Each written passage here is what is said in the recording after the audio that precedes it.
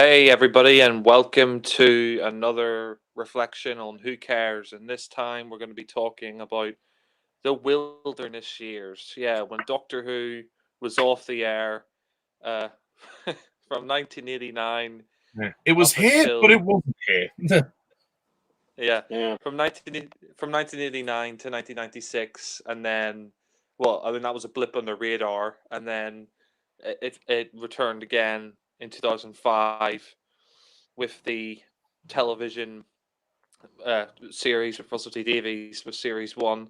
I So think you yeah, the mean wilderness the years. fantastic new series. Yeah, I mean, yeah, the wilderness years. When Doctor Who was essentially just off the air, like the fans never really experienced this before, and I wouldn't really have remembered it because I was born the year after the Well, TV movie. the only other wilderness years were, anything pre-1960s, because it wasn't. Yeah, exactly. Yeah. So no, but I'm here with my good friends Ollie and Alan, and we're going to be Morning. talking about uh, a few things. We're going to be talking about Dimensions in Time. We're going to be talking about the TV movie, and we're going to be talking about Night of the Doctor, which came out the 50th anniversary. But yeah, I mean, it was a weird time because me and Ollie grew up with the new series, but Alan was more of a classic series fan. So I'm gonna let Alan open up. Like, give us your thoughts. Like what were your thoughts at the time when the show like was off the air? Uh, and yeah, I mean, let's start on that actually. Give us your thoughts on what it was like when the show was off the air, and then we'll get into Dimensions in Time. Like, it'll just we can talk about it for like 5 minutes or whatever. But yeah, okay, sure. Yeah, I'm after all, Dimensions in Time did come before Paul McGann's Eighth Doctor in the movie. Yeah, you're right. We'll probably talk about that first. But yeah, yeah, it was a dark time for Doctor Who fans, starting in 1989 when the original series went off the air. Especially because the BBC didn't have the courage back then to actually come out with an official statement saying that Doctor Who was canceled. They were just very hush hush, and they kept their mouths shut, and the show just quietly went away. And it was only over a period of time that it suddenly dawned on the fans that, gee, there's no new Doctor Who series. I guess they've stopped. So, but seriously, they made no official announcements whatsoever that the show was canceled. They were very quiet, very hush hush about it, and the show just didn't come back. And yeah, the fans realized over time that it was gone, which I think in this day and age of social media, I think the BBC would have been a lot more blunt about it. But back in 1989, before social media, before the internet and all of that, yeah, they were very quiet and hush hush about the cancellation of the show, which I really think was the wrong way to do it. But Yeah, I oh mean, it was well. far easier to be discreet about it then. But yeah, you're right. It was the wrong thing to do. Yeah, exactly. And yeah, it was very sad, but I mean, you could see quite clearly that the quality of the show had gone down, even though they did rally back somewhat towards the end with some really good stories, uh, amongst the few crappy ones that were there. But there were some really good McCoy stories towards the end. So creatively, they were trying, even though they had a limited budget, and the quality of the show had clearly gone down. The way it was shot, the way it was written. Even though Sylvester McCoy was trying hard as the Seventh Doctor, Sophie Aldred trying hard as Companion Ace, but it just wasn't the same anymore. And yeah, if you watch the documentary on the DVD for the final Classic Who story, Survival, there's a really cool documentary on it called Endgame about the end of the show, and they talk about how things unraveled, and the what the proposed fourth season might have been like had they actually gone through with it. And they also interviewed the guy. I don't remember his name, but he was the man who took over as BBC controller from Michael Grade. And he explained very politely in this documentary why he made the decision to cancel the show. He was actually very polite about it. He comes off like a nice guy. It's not that he had any dislike of the show, like Michael Grade clearly had dislike for Doctor Who. But this guy, he just says he made the decision to cancel it because he said in the documentary, it was his judgment that this was a program that had seen better days, and he went into his explanation for that, and and he was right. That just wasn't the same anymore. Yeah. I mean, regardless of whether it would have come back or not, it definitely needed time to breathe. I think it needed to find itself again, and they were on the, like you say, on the road to doing that with McCoy. But sadly, the audience weren't as engaged. Had they done that with his first 2 seasons, maybe the classic series would have endured longer. But to be fair, though, as sad as it is that it was cancelled, be thankful that it lasted 26 years. Not many shows last that long, so I take it as a great accomplishment, really. And then the new series as well. Absolutely. Yeah, absolutely. I mean, you have to know. I mean, the classic Doctor Who series, as you say, it ran for 26 years, and there's a vast wealth of Doctor Who episodes there to enjoy. Even though, yes, of course, there's a few William Hartnell and Patrick Troughton stories that are missing, which is sad. But for the most part, you have a big palette of episodes. 7 Doctors in all to enjoy. So they did a lot. I mean, the show had a really good initial run, a very impressive initial run, and it lasted far longer than most other television shows. So that alone is impressive. That the original series ran as long as it did. But yeah, when it quietly went away, I mean, yeah, it was sad, but it never died. I mean, the fans kept it alive. See, this was back in the time when we had video cassettes rather than DVDs or streaming, and the fans would buy the videotapes, or they would share the stories with each other. Whether they'd purchased the cassettes in the store or they had done home taping, and they were sharing the stories. And of course, you still had the Doctor Who novels that were coming out, and of course, you had all the Doctor Who toys. The toys kept selling, so the fans they kept the show alive. And of course, there were still fan conventions going on around this time, so the show was still very much alive in every way but the TV series itself. But the fans kept it going during this period. So God bless them for that.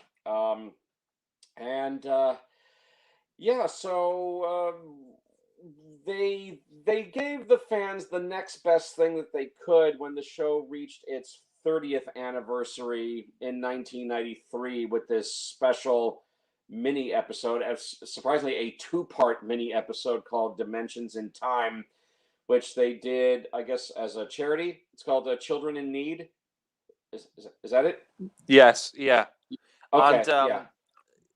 And moving on to it, because I mean, we spent some time there talking about what it was like for you, Alan, off the air. But this was originally what they were intending to do with this was they were intending to do like a feature-length 30th anniversary special. And it was going to have all the Doctors back. Tom Baker was going to be the main focus of it. And it was going to be directed by Graham Harper, and Rick Mail was going to be the villain. And it sounded pretty good from the sounds of it. But Philip Siegel, who will get into the TV movie, he didn't like the script, and he was negotiating with the BBC at the time, even before the series ended in 1989. And they decided to cancel it. But originally, Tom Baker was going to be in it, and John Pertwee and all the other Doctors, they were kind of annoyed because Tom Baker was like sort of the main Doctor in it, and they didn't get as much time to do it. So what they decided to do instead is we got this 15-minute or 20-minute crossover of EastEnders for the 30th anniversary. And I don't know what the fans thought at the time. I think the words "Jesus fucking Christ" come to mind. Yeah. Doctor Who mixed with EastEnders? What the fuck? Yeah, Alan, if you've never seen EastEnders, then you're in for a treat. Let's just say that. Yeah. Yeah. So Alan, give us your thoughts on the 3D extravaganza. Well, it was originally shot in 3D, but yeah. You watch it in 3D. Yeah, if you adjusted your television set's colors appropriately. Yeah. Yeah. So give us your thoughts on the Dimensions in Time. Oh God. Well, I think I'm completely torn about Dimensions in Time. I mean, I understand that it was a charity special. It was done for a good cause. And of course, you've got a whole uh, plethora of Doctor Who actors in it, all kinds of Doctor Who actors from various parts of the show, different times of the show taking part in this thing.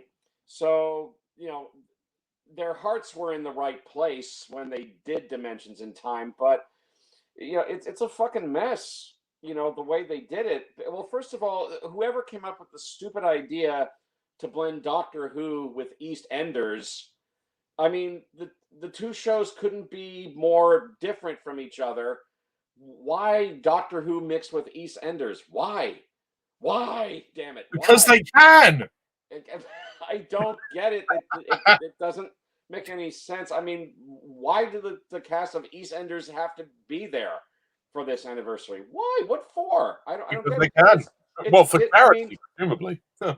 I mean, look, EastEnders, I think it was broadcasted for a while on our public television stations. Maybe it still plays on other public television stations here in the States, but it's a hugely popular soap in Britain. Even I know that, and it doesn't need any promotional work done for it whatsoever, really.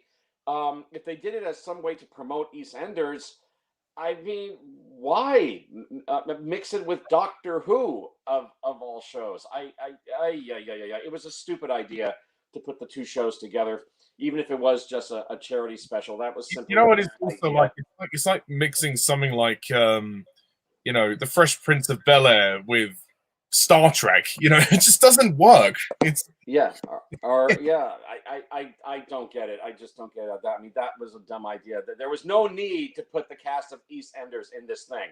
None. The focus is supposed to be Doctor Who, for goodness sake. But anyway, um, yeah. Another thing. I mean, what I do like about Dimensions of Time is seeing all the Doctor Who actors in this. Like that's the one saving grace of it. I mean, all these familiar faces, um, and actually, it's very sad now. Uh, so many years on, I guess. Has it been 28 years since they did the special? I guess so. 28 years since it was done. Quite a few people in the cast are now gone, which is sad. I mean, I can't help but get choked up when, of course, when I see John Pertwee or Elizabeth Sladen, Carolyn John, Kate O'Mara's the Ronnie. I mean, there's quite a few people in the cast who are no longer with us. So that kind of pulls at my heartstrings when I'm watching it. But still, it's great to see them all in this. But the plot is incredibly stupid with the wait, Ronnie. sorry, backtrack a sec. There's a plot.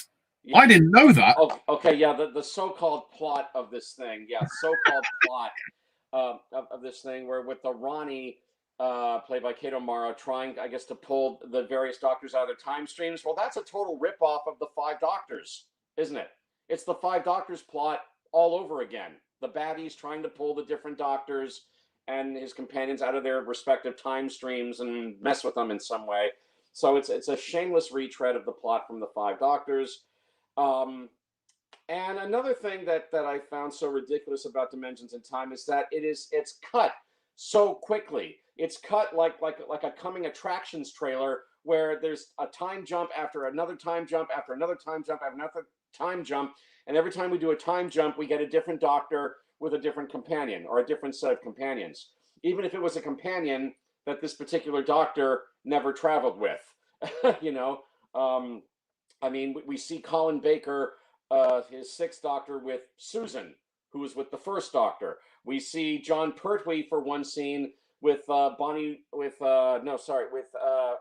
Watling as Victoria for one scene, and they didn't travel together. So you got these different Doctors with different companions, pow, popping up with these different time jumps, and they're interacting with the cast of EastEnders, which was stupid. And the whole thing is just a jumbled mess plot wise. I mean, yeah, you're right. Plot, what plot? It's wafer thin plot. Um, the main reason to watch it the main reason to watch it is just to see all the familiar Doctor Who actors. I mean, if you're a fan, then I'm sure you'll enjoy watching this to a certain extent, just to see all the familiar faces. But another criticism that I have of Dimensions in Time is that everybody's taking this special so seriously. They didn't do this as a spoof. No, they're doing this like it's a serious Doctor Who story. You can't take any of it seriously. Not at all. You know, when you got the cast of EastEnders there, this so-called plot, which is just a rip-off of the Five Doctors, and time jump after time jump after time jump. So you got edit after edit after edit. And now we have a different Doctor with a different companion. And now we get another Doctor with another companion or two. And everybody's taking the whole thing so seriously, treating it like this is serious stuff. And they should have done this as a parody or something. And for God's sake, take that cast of EastEnders right out of there. And maybe it would have worked.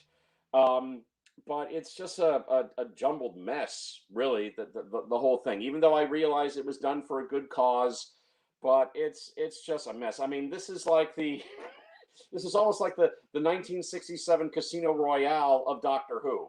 It really is. I mean, it's just a jumbled mess with you know, so many cooks in the kitchen, you know, messing the thing up, and direction. What direction? This thing has no direction. You know, and there are some companions who pop up for just one single scene and then they're gone. I mean, for example, while it's nice to see Deborah Watling pop up as Victoria, she has only one scene with John Pertwee, who she never traveled with anyway. She was with Troughton. She has one scene with John Pertwee where they're walking down the stairs, and then boom, we have another time jump, and Deborah Watling's gone. There's another scene with Carolyn John, you know, Liz Shaw, where she pops in for one scene and she runs at the Ronnie and fights the Ronnie for a little bit, and then there's another time jump, and then she's gone. And like Louise Jameson as Leela pops up for one scene, and they got her dressed up kind of strange. She's dressed up like some, like, I don't know, Indian maiden rather than some warrior woman. At least she looks like she's dressed like an Indian maiden for some reason.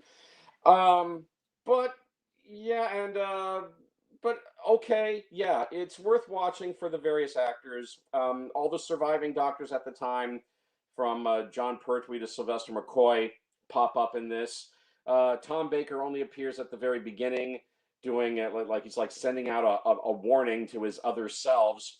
Although, shame on you, John Nathan Turner, for making Tom Baker wear his outfit from his final season, that burgundy red thing, when he should have been dressed up in his classic outfit from his first 6 seasons. He doesn't even look good in the burgundy red anymore now that he's older, and I think his hair was cut really short, so they have him wearing the hat. But I don't know about you, Alan, but it's kind of a thankless role because he's only in it for like 1 minute at the start. He's like, "Oh, you know, good luck, my dears," and that's it. You know, like all the other Doctors, they get to appear throughout the mini-sode. He's only in it for like a minute, and then that's it. Yeah, I get the impression he really truly didn't want to do it, and I think he took the same stance as he took in why he didn't appear in the Five Doctors. That well, for 2 reasons. He didn't do the Five Doctors. Number one, because he had only just left the series like 2 or 3 years prior, and number two, he wasn't comfortable with the idea of sharing the role of the Doctor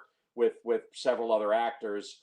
So I think if they were going to get him into Dimensions in Time, he was only willing to do one scene and appear by himself and not interact with the other Doctors. I think that was the only way they were going to convince him to do it. So they did. They said, okay, Tom, you'll just appear by yourself, and you only have to do one scene. You know, it would only require 1 day's work or 1 hour's work out of him to do this one scene. So I guess he was okay with doing that, but he clearly didn't want to interact with the other Doctors. That was pretty obvious. But I mean, who can blame him? You know, I mean, he had played the role for so long, and you know, I mean, he said that in interviews, and he played it for so long, and he just wasn't comfortable with sharing the role with the others. Although the other actors, the other Doctors, were fine interacting with each other, but I can see why Tom wanted to be on his own. But yeah, he only appears at the very beginning in one scene, sending out a message, a warning to his other selves, and that's it for him. At least he's there, but he should have been dressed in his classic outfit from his first 6 seasons, not the burgundy red thing from his final season. Guess that was John Nathan Turner's idea. So the whole thing is a jumbled mess. I realize they did it for a good cause. Okay, their hearts were in the right place when they did it, and it's good seeing for all the familiar faces, but it's a jumbled mess. I mean, as far as a rating for Dimensions in Time, I mean, I'm gonna give it just the most wafer thin pass of wafer thin passes, just for the All Star Doctor Who cast that's in it. They make it worth watching, even though it's a mess. It's a wafer thin rating. Yeah, wafer thin. Well, you know, it for me, I mean, I don't think this is worth a 7 out of 10. I don't even think it's worth a 6 out of 10 the more I think about it, but I'm still going to give it just a wafer thin pass of like 5.5 out of 10 just for the All-Star Doctor Who cast. They make it worth watching. It's good to see them, including the various Doctor Who actors who have sadly passed on since Dimensions in Time was made. So that's it. Just a wafer thin marginal pass for me, folks. 5.5 out of 10. And that's generous. That's being generous, yeah, for Dimensions in Time. 5.5 out of 10. Okay. On to Wally and his review. Or should I say rant of Dimensions in Time. Despite the lovely theme tune, Ollie's dead. He's gone. He's never coming back. Oh, for fuck's sake. I knew I was going to have to talk about this on Hangout one day. Right. Okay. Let's get this over with. Oh, what a crock of shit. Okay. So to give a bit of context, I'm a Doctor Who fan, as you know, because I've been doing these Hangouts with these two chums for the last few years. But I'm also a fan of EastEnders, or well, kind of. Like I used to like EastEnders a lot more when I was growing up. I still watch it occasionally now. Yeah, so I like both things, but not together. Sake, whose idea was this? I mean, if this is his idea, the guy needs psychiatric help. He needs to go and get himself checked in by a therapist or have himself sectioned, because what the fuck is this horrible shit? I mean, okay, we have the all-star, Doctor cast, and that's great. I appreciate that they got as many doctors as they could back to do this. But the whole thing makes no bloody damn sense. I don't think there is a story. Somehow the Rani's involved and she wants to, destroy Albert Square. I mean, who gives a shit? It's a terrible plot. Doesn't make sense. Incoherent as incoherent can be. It's. I mean, okay, it's probably meant to be tongue in cheek. It's probably meant to be done for a laugh. But I think, to be honest, there's a lot of tonal confusion here. It seems at points like they actually want you to take this seriously, and the whole thing just comes across as almost like a self-parody. I mean, I think if they'd have treated it as a ridiculous comedy, it may have worked better, because then it wouldn't have had to have made sense. Like the sketches that Jack and I do, the Bond life stuff, it doesn't always make sense, but we knowingly make those funny. We knowingly make those comedic and, outrageous. So that makes sense as to why they are quite nonsensical. This thing wants you to actually feel the stakes of the plot and, feel like there's danger lurking. But because you just shove the EastEnders cast in there for no reason, it just feels like such a random thing to do. Like I said, it's like in my review, it's like blending pizza and grass. It's like these two things were never meant to be together, and I just don't understand the conception of this idea. Why? How did this happen? It almost feels like a bad dream. That's well, their dream and our nightmare. I mean, I like the EastEnders cast. I mean, for what they're given, they're good. But again, what can I say? There is no story. I mean, okay, it's great to see Pertwee, Tom Baker, Davison, Colin Baker, and McCoy all back. I love seeing them. And there's just such a plethora of Doctor Who companions that probably don't need to be there. But I'll appreciate that we had them there for fan service, especially as this was done in 1993, I think. So this was a few years after the cancellation of the classic series. So I'm sure fans appreciated seeing these people. But to be honest, if you miss Dimensions in Time, you're not missing that much. It's not canon. It was just a charity special, and if it meant that people donated to charity, then that's the purpose it had, and I'm happy for that. But as a piece, as a narrative piece, as a piece of television, this is awful. This is terrible. This is about as low as it can go. And honestly, don't waste your time on this. I mean, it's 17 minutes. It's in 2 parts, but who gives a shit, really? It's just a who cares plot. And as far as I'm concerned, some things just don't need to be blended together. And EastEnders and Doctor Who, yeah, this is one of those times. I really don't think these things should ever have gone together or should ever go together again. I mean, what the fuck were they thinking? It's a disaster. It's a total disaster. I mean, again, if it helped raise money for charity, that's the only good thing I'll say about it. But and again, good fan service, but again, not enough to hang a story on. So yeah, I really don't like Dimensions in Time. I can't really sum it up any more than I already have, and I've done a whole rant about it. If you want to hear me explode on it, so go and check that out. I'm going to give Dimensions in Time a 0 out of 10. I don't think I think it's terrible, and the theme tune is awful as well. The sort of really techno theme tune that goes, it doesn't work. This whole techno version of the Doctor Who theme. But anyway, thankfully after that, on to much better territory with Paul McGann. So yeah, thanks JNT. Fuck you very much once again. Well, cheers for that, Ollie. What? Yeah, this is the most random mix-up I've ever seen. Doctor Who meets fucking EastEnders. Wah, wah, wah, wah. This is just fucking dreadful. It really is bad. Well, that's an understatement. I fucking hate Dimensions in Time. This is definitely this is the Doctor Who version of the Star Wars Holiday Special. That's how bad it is. This it makes absolutely no sense whatsoever. Well, at least it's not as long as the Holiday Special. Yeah, it makes no sense whatsoever. It's basically,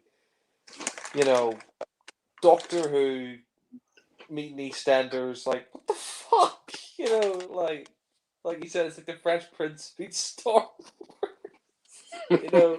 Yeah. It's just so dumb. I fucking and what really angers me about Dimensions in Time is that they originally going to go for this like 30th anniversary Lost in the Dark Dimension, and I think it would have been way better because you got Graham Harper directing it.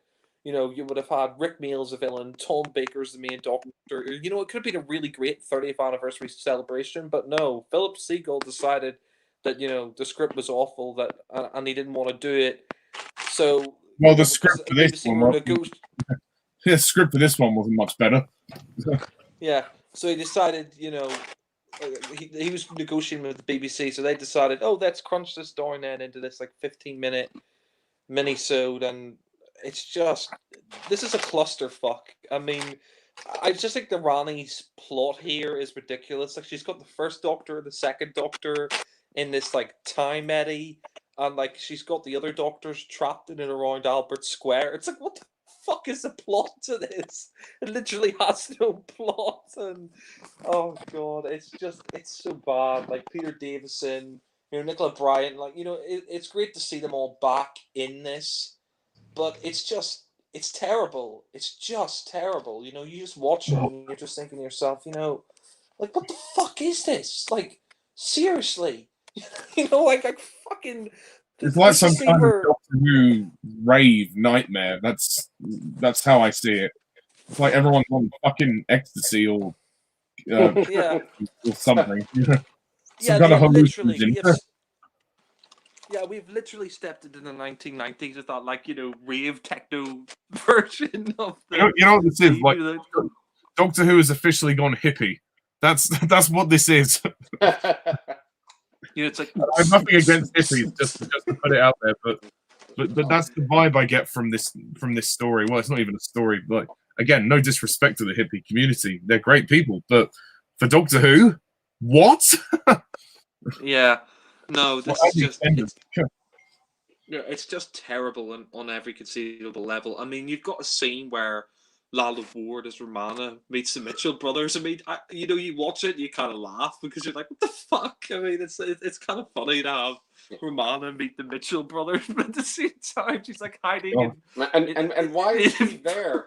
Why is she there? But didn't we last see her in E-Space? She was still in E-Space. Exactly. Yeah. Why But this is she isn't there? canon. This isn't like part of the official timeline, which I suppose is the reason why they get away with it. But at the same time, nobody asked for this. Nobody was like, "Oh, I think fans would love to see, Romana meet the Mitchell brothers. Oh, yes, that would be amazing." Nobody wanted that, So why they felt they had to do it for charity is another question. No, it's just ridiculous. Like the Mitchell brothers, and it's like what the fuck is this? And there's so many scenes in this. So I'm just wondering what the hell's going on. Like I think there was an option because it was like a phone-in charity event. You can have like Mandy or like Big Eddie or something like. Yeah. One of the Who characters. yeah. It's just a clusterfuck. I mean, it's great to see Deborah Watling and all this stuff, but like, you have John Pertwee going like, Madam, what year is this? She's like, 2013. And it's like, wait, why are they going around the loop of Albert Square? Like, literally, what the fuck is this shit? What the fuck? It's just like, you're bashing your head against the fucking wall because you're just thinking this is just shit. And I mean, it got all these like fucking Doctor Who monsters in Albert Square, and just like, oh, you're finished, Doctor. I'm just thinking, like, I know this is like a charity, like, supposed to have fun and all that, but it's like, at least make the plot make sense. There's like a scene later on where like Leela comes out of like this time machine at the very end. She's like, "Oh, I was Romana." And it's like, what's going on here? I mean, it's nice to see McCoy. Yeah, I mean, it's nice to see McCoy and Sophie Aldred return and all that. But it's like, what? Like this has nothing to do with anything. It's literally like the guy who wrote this. He must have been mad. He must have been absolutely mad because the story here is just awful. I mean, the story is just. It's just insane. I mean, it really is. It's that bad. And oh my god, it is abysmal. It is, I can't even talk about it. I mean, they're never going to release it on DVD or Blu-ray because it was a charity thing, and thank God, because who really wants to see this? I mean, one thing I did like, there was one scene that I do consider canon is like where the Brigadier meets Colin Baker as the Sixth Doctor. That was nice because the Brigadier met all the Doctors in the classic series apart from Colin, but like that's the only scene from this that I consider canon. The rest is non-canon. It's just like this is like some kind of parallel universe Doctor Who story where they meet the Mitchells, and it's just it's just nuts. It really is. It's crazy, and I don't really have much to say on it. It's just, I mean, I feel bad for the fans who had to wait like 4 years, and that's the only thing they got in 4 years. Yeah, they waited 4 years for Doctor Who fucking stoned.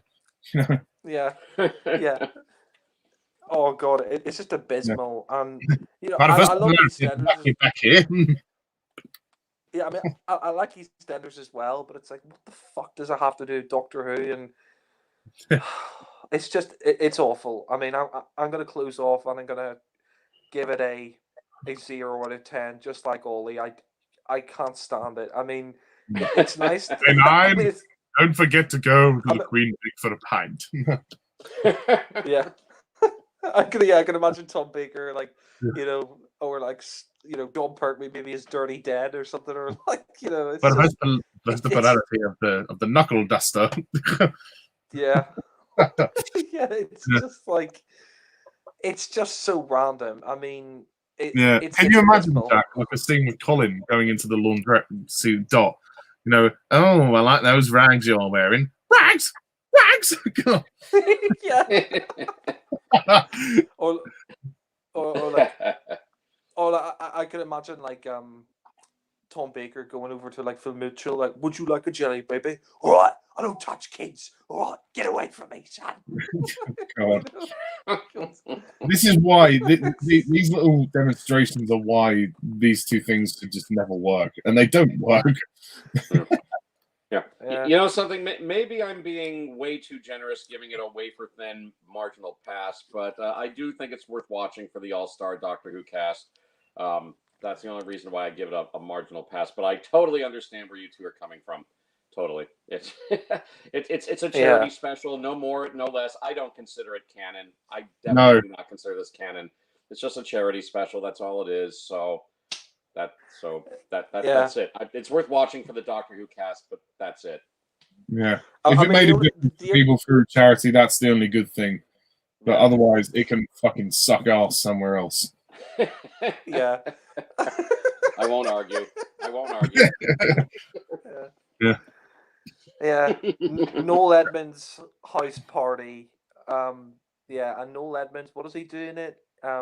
Oh yeah, John Pertwee says, "Oh, you're still on television in 2010." Well, I mean, at least that's something they predicted right in the future about this. So maybe but it's just I can't believe people would want to watch this in 3D as well, like because the effects are so rubbish. But like you said, it's a terrible charity special. But I just feel bad for the fans who had to wait 4 years, and that's the only thing of Doctor Who that they got. But They waited yeah, 4 years for this. Well put. Yes, I know. yeah. I rest my case. Yeah, it's just crazy. So now we move on to, well, we move on Back to to the reality. Sort of. yeah, the proper return of Doctor Who. Well, it was meant to be the return of Doctor An Who. attempted proper return. Yep, Doctor Who the TV movie, which after 7 years, fans finally got their wish, and they got a new series of. Well, I mean, they were going to get a new series, but we got a movie that was going to be a backdoor pilot to the TV series, and it was a Fox Universal BBC production. And the production history of this is quite interesting. How long it took to get made, but yeah, it stars Sylvester McCoy returning one final time as a Doctor, and then he regenerates into the brand new Doctor played by Paul McGann. So, Alan, give us your thoughts on Doctor Who the movie, the first, well, and so far the only like movie within the show's canon, because the two Peter Cushing ones are a separate thing. But yeah, All right, Doctor Who the movie from 1996. By the way, the movie is also known as, if you give it an actual title, it's known in some circles as The Enemy Within. That's the story title in some circles, because Doctor Who the movie, it's kind of a generic title. So Yeah. you can call it The Enemy Within if you like as well. Or what about the TV movie? The TV movie. Okay, that adds a little spice to it. Yeah. Well, okay, boy, Doctor Who the movie. There's a lot to talk about it because there was so much stuff surrounding this movie. I mean, this was. I make the most of it. It's the only sort of major story with Paul McGann, so yeah. Really, yeah. 6 minutes of regeneration. Exactly, yeah. This movie, regardless of what you think of the finished product, the movie was, admittedly, it was a very valiant attempt to bring back Doctor Who in the mid-90s. I'll give it that. I mean, the people behind this movie definitely tried, although I don't think they tried hard enough, but with the exception of the lead actor, Paul McGann. Get to him shortly, but yeah, it was an attempt to bring back Doctor Who in the mid-90s after the original show had been canceled quietly in 1989. Although the way they did it was they did it as a joint production between Fox Television in the United States and the BBC, because I think the BBC at this point in time still were not particularly interested in bringing back the Doctor Who television series, but here was this one producer named Philip David Siegel, Now let's see. Is he American? Okay, British American. Okay, so he has some British blood in him. Although when you watch him in the interviews for this, I mean, he has an American accent. But anyway, yeah, the name of the producer, Philip David Siegel, and a longtime Doctor Who fan, and he really, really, really wanted to bring back the Doctor, and he did everything he could to get Doctor Who back on as a regular series in the mid-90s. But the best that he was able to do was to bring it back as a pilot TV movie on Fox Television in America, although the BBC would also broadcast the movie as well. And if the movie did well in the ratings, then that would open the door for a brand new Doctor Who television series. Sadly, it did not happen because because the ratings on the film were very poor, and also they made the dumb decision to broadcast it at the exact same time slot as the very popular American comedy Roseanne, starring Roseanne Barr, which was a huge ratings hit. And the Doctor Who movie aired opposite Roseanne in America. So how could it possibly compete with Roseanne, which was a hugely popular show in America at the time? How could it compete with that? It couldn't. I also don't think that the folks at Fox Television did the promotional work for the movie that they should have. But I also think that the poor ratings performance proved at this time that Doctor Who was still much more popular in Britain than it was in America. Although, Yeah. of course, Doctor Who had its American fans, because I mean, the show had been broadcasted on public television stations here in America. It's how I saw Doctor Who. They ran it on KTH in San Jose.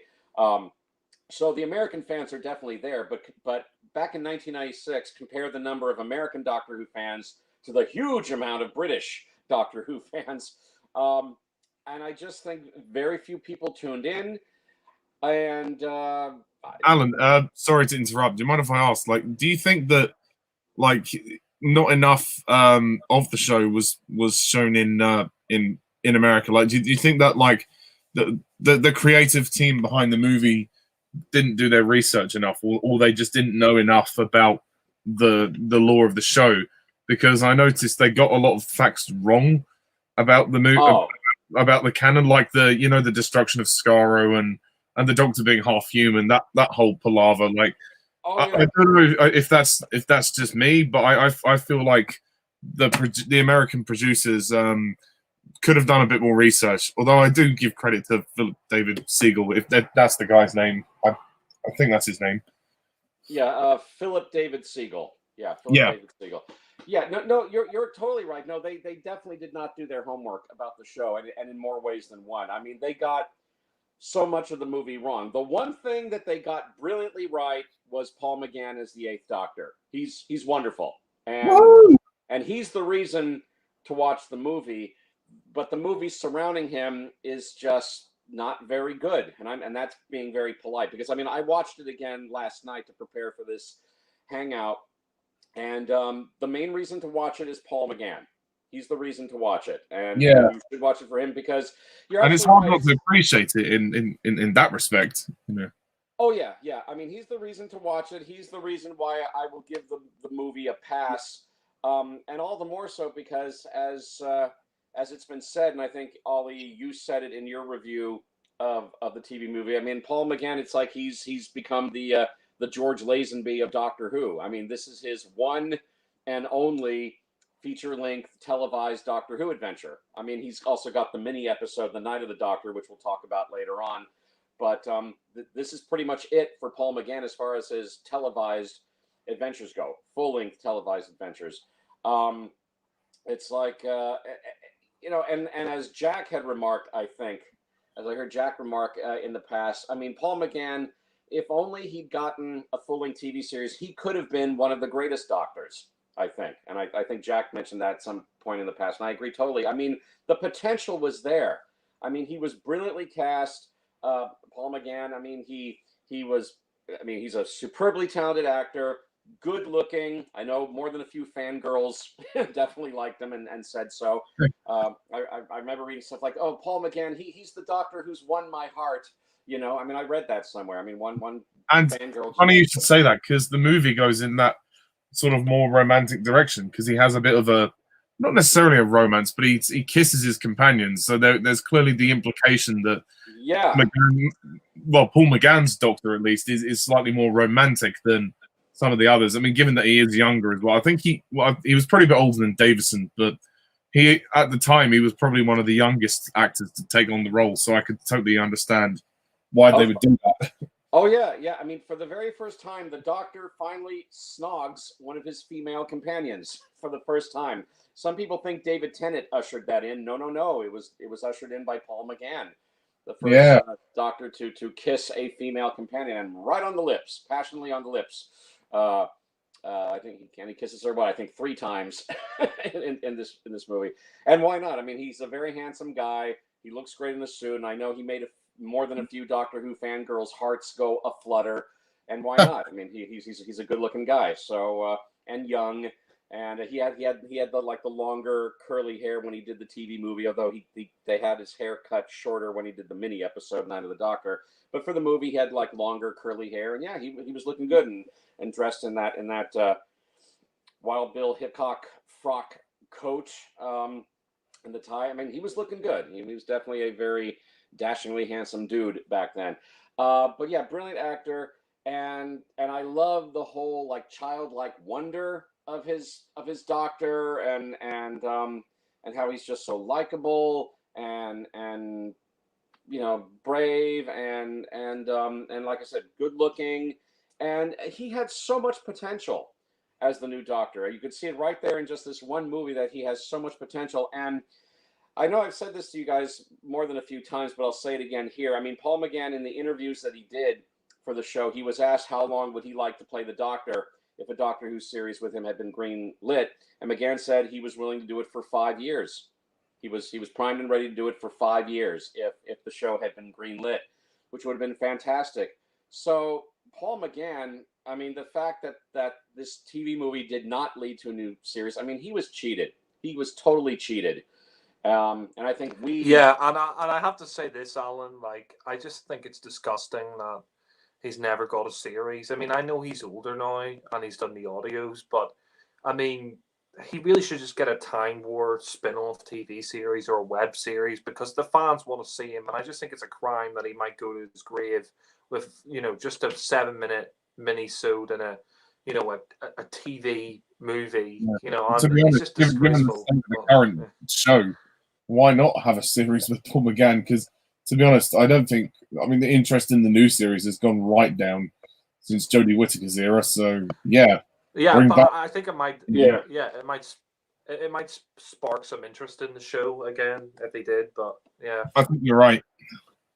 Yeah, no, absolutely, absolutely. I mean, okay, I mean, Paul McGann has been given the consolation prize that he's recorded a whole ton of audio adventures as the 8th Doctor, and I would like to check out some of them. I don't think I'd be able to get them all. I'd never be able to listen to them all because he's got tons of them. Although there's a handful of them that I would be interested in. I'll mention one here. This is like the one audio adventure Paul McGann's that I would like to check out. We all know the debut Doctor Who story going back to William Hartnell's era was An Unearthly Child. And Paul McGann has an audio adventure called An Earthly Child, where he revisits his granddaughter, Susan, Carol Ann Ford. She came back to play an older Susan, and she and her grandfather are finally reunited in this audio adventure. I heard a clip from it online. I didn't hear the whole thing. But that if there's any one audio adventure of Paul McGann's that I would like to buy and check out, I may review it on the channel one day, is An Earthly Child, where he reunites with Susan.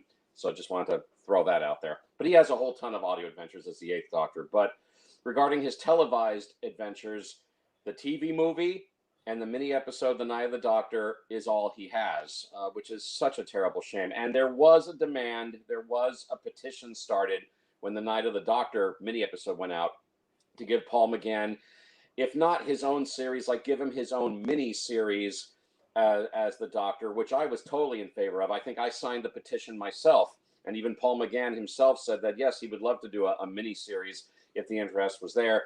But producer Stephen Moffat at the time shoved it off the table. He said, no, because, you know, we're about to bring in Peter Capaldi as the 12th Doctor, and we want the main focus to be on Peter Capaldi. So you know, that there was no room in Moffat's mind. There was no room for a miniseries, a separate miniseries with Paul McGann's Eighth Doctor, which is a terrible shame because at the very least, McGann should have gotten an Eighth Doctor miniseries, or at the very least, bring him back on the new series. I mean, not with Jodie Whittaker, but bring him back on the new series. You know, with one of the male doctors. You know how I feel, ladies. I love you, but I prefer the Doctor as a man. Bring him back with one of the male doctors in a joint story. You know, let's have a full-length story with Paul McGann again. You can bring him back. They've brought doctors from the past back. Paul McGann, he's still looking good. You know, bring him back at some point. I mean, and they've never done that either, which I think is a shame. So you know, poor Paul McGann, brilliant actor and, you know, brilliant doctor, judging by the movie, the mini episode, and what I've heard of him in these audio adventures. But yeah, he only has the TV movie and the mini episode as far as his televised adventures, which is a damn shame. I really think he was cheated. But the potential that he showed in this one TV movie for what he was capable of as the Doctor was so obvious. I mean, he's so likable, he's so winning in the role, and he's the one thing that the TV movie really truly got right. Unfortunately, the TV movie surrounding Paul McGann here is not very good. There's a whole lot of continuity errors all over the place in this movie, and I don't think producer Philip David Siegel or the writer, we have to blame the writer here, Matthew Jacobs, shame on you too. They did not do their homework. There's continuity errors all over the place. I mean, even right at the start of the movie, from the very beginning of the movie, something is wrong. We're hearing the Doctor giving us narration about what happened to the Master. I mean, who is the Doctor talking to in this narration? Okay, I mean, you could say, well, he's talking to us, the audience, but I mean, who is he on his side of the story? Who is he really talking to? Why is he narrating? Is he writing in a Bible or Bible? Is he writing in a diary? You know, writing this stuff in a diary, what he's telling us? I mean, who is he talking to, really? And this stuff about the Master being put on trial by the Daleks on Skaro. Well, first of all, didn't Skaro get blown up in the Sylvester McCoy story, Remembrance of the Daleks? So how can the planet Skaro exist and the Daleks are still around, or at least this bunch of Daleks that are on Skaro? How can they still exist? And why are the Daleks putting the Master on trial? What for? The Daleks are just as evil as the Master is. So why are the Daleks putting the Master on trial for some reason? Unless they're still holding some kind of beef against him for what happened at the end of Frontier in Space. That's the only other thing I can think of. Oh, and one more thing that I've never brought up before. The Doctor tells us in his narration that he was allowed by the Daleks to take the remains of the Master with him to Gallifrey. The Daleks hate the Doctor with a passion. Why would they allow the Doctor to take the Master's remains? Wouldn't they want to kill the Doctor? Why is he being allowed by the Daleks to take the Master's remains? That doesn't make any sense, you know? And then there's all kinds of things here in the movie where they're just throwing at the audience, constantly throwing in this 90-minute movie information, way too much information about the Doctor and his history, information that we don't need to know right off the bat. You know, which is one of the things that the new Doctor Who series that started in 2005 got right, that Russell T Davies introduced bits of information about the Doctor little by little as the episodes went on. But in the movie, they're just throwing it at you.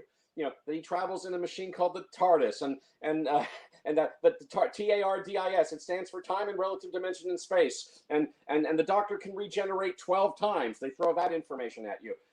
He likes jelly babies, which magically appear in the coat that the Doctor finds at the hospital in San Francisco, even though jelly babies are a British candy and they're not sold in American stores. But what do you know? There's a bag of jelly babies in the coat, which is crazy. Oh, and then, of course, the big elephant in the room, they throw in that the Doctor is half human, which we'll get to in a bit. But they're just throwing all this information at you about the Doctor and his history, and it's just too much. I mean, if you're a longtime Doctor Who fan, okay, you get it. But if you're trying to bring in new fans, new viewers, it's too much information to take in about this character. Way too much. They didn't need to throw in all that info about the Doctor and his history. and you're trying to cram it all into 90 minutes. For a new fan, they're not going to get into it. It's just total, information overload. What they're doing at you. I mean, there's one moment where the Doctor is in a panic mode where he's with his female companion for this one story, Grace, and he's got his eyes closed. He can sense that the Master is doing some shit in the Doctor's own TARDIS, and he's like, he's telling Grace, I have to get back to my TARDIS. TARDIS, TARDIS. It stands for time and relative dimension in space. He doesn't need to tell Grace that. He doesn't need to tell us that what TARDIS stands for. There's another scene where the Master is in the Doctor's TARDIS with Chang Li, and he's telling Chang Li, I can regenerate. My body can do this 12 times. He doesn't need to tell Chang Li that. He doesn't need to tell us that either. I think that was directed at the audience, but they're just throwing all this info at you. Sorry to interrupt, Alan. I think maybe the reason he's doing that is because they're trying to introduce this to a new audience, but I suppose this would be kind of like a information overload for some new audiences. But yeah, it was too much. It was way too much information to be bombarding the audience with. And there are other stupid things that happen. I mean, for example, it's also one of the most terrible exits of a Doctor. I mean, poor Sylvester McCoy, who makes his last appearance here as the Seventh Doctor, he gets shot.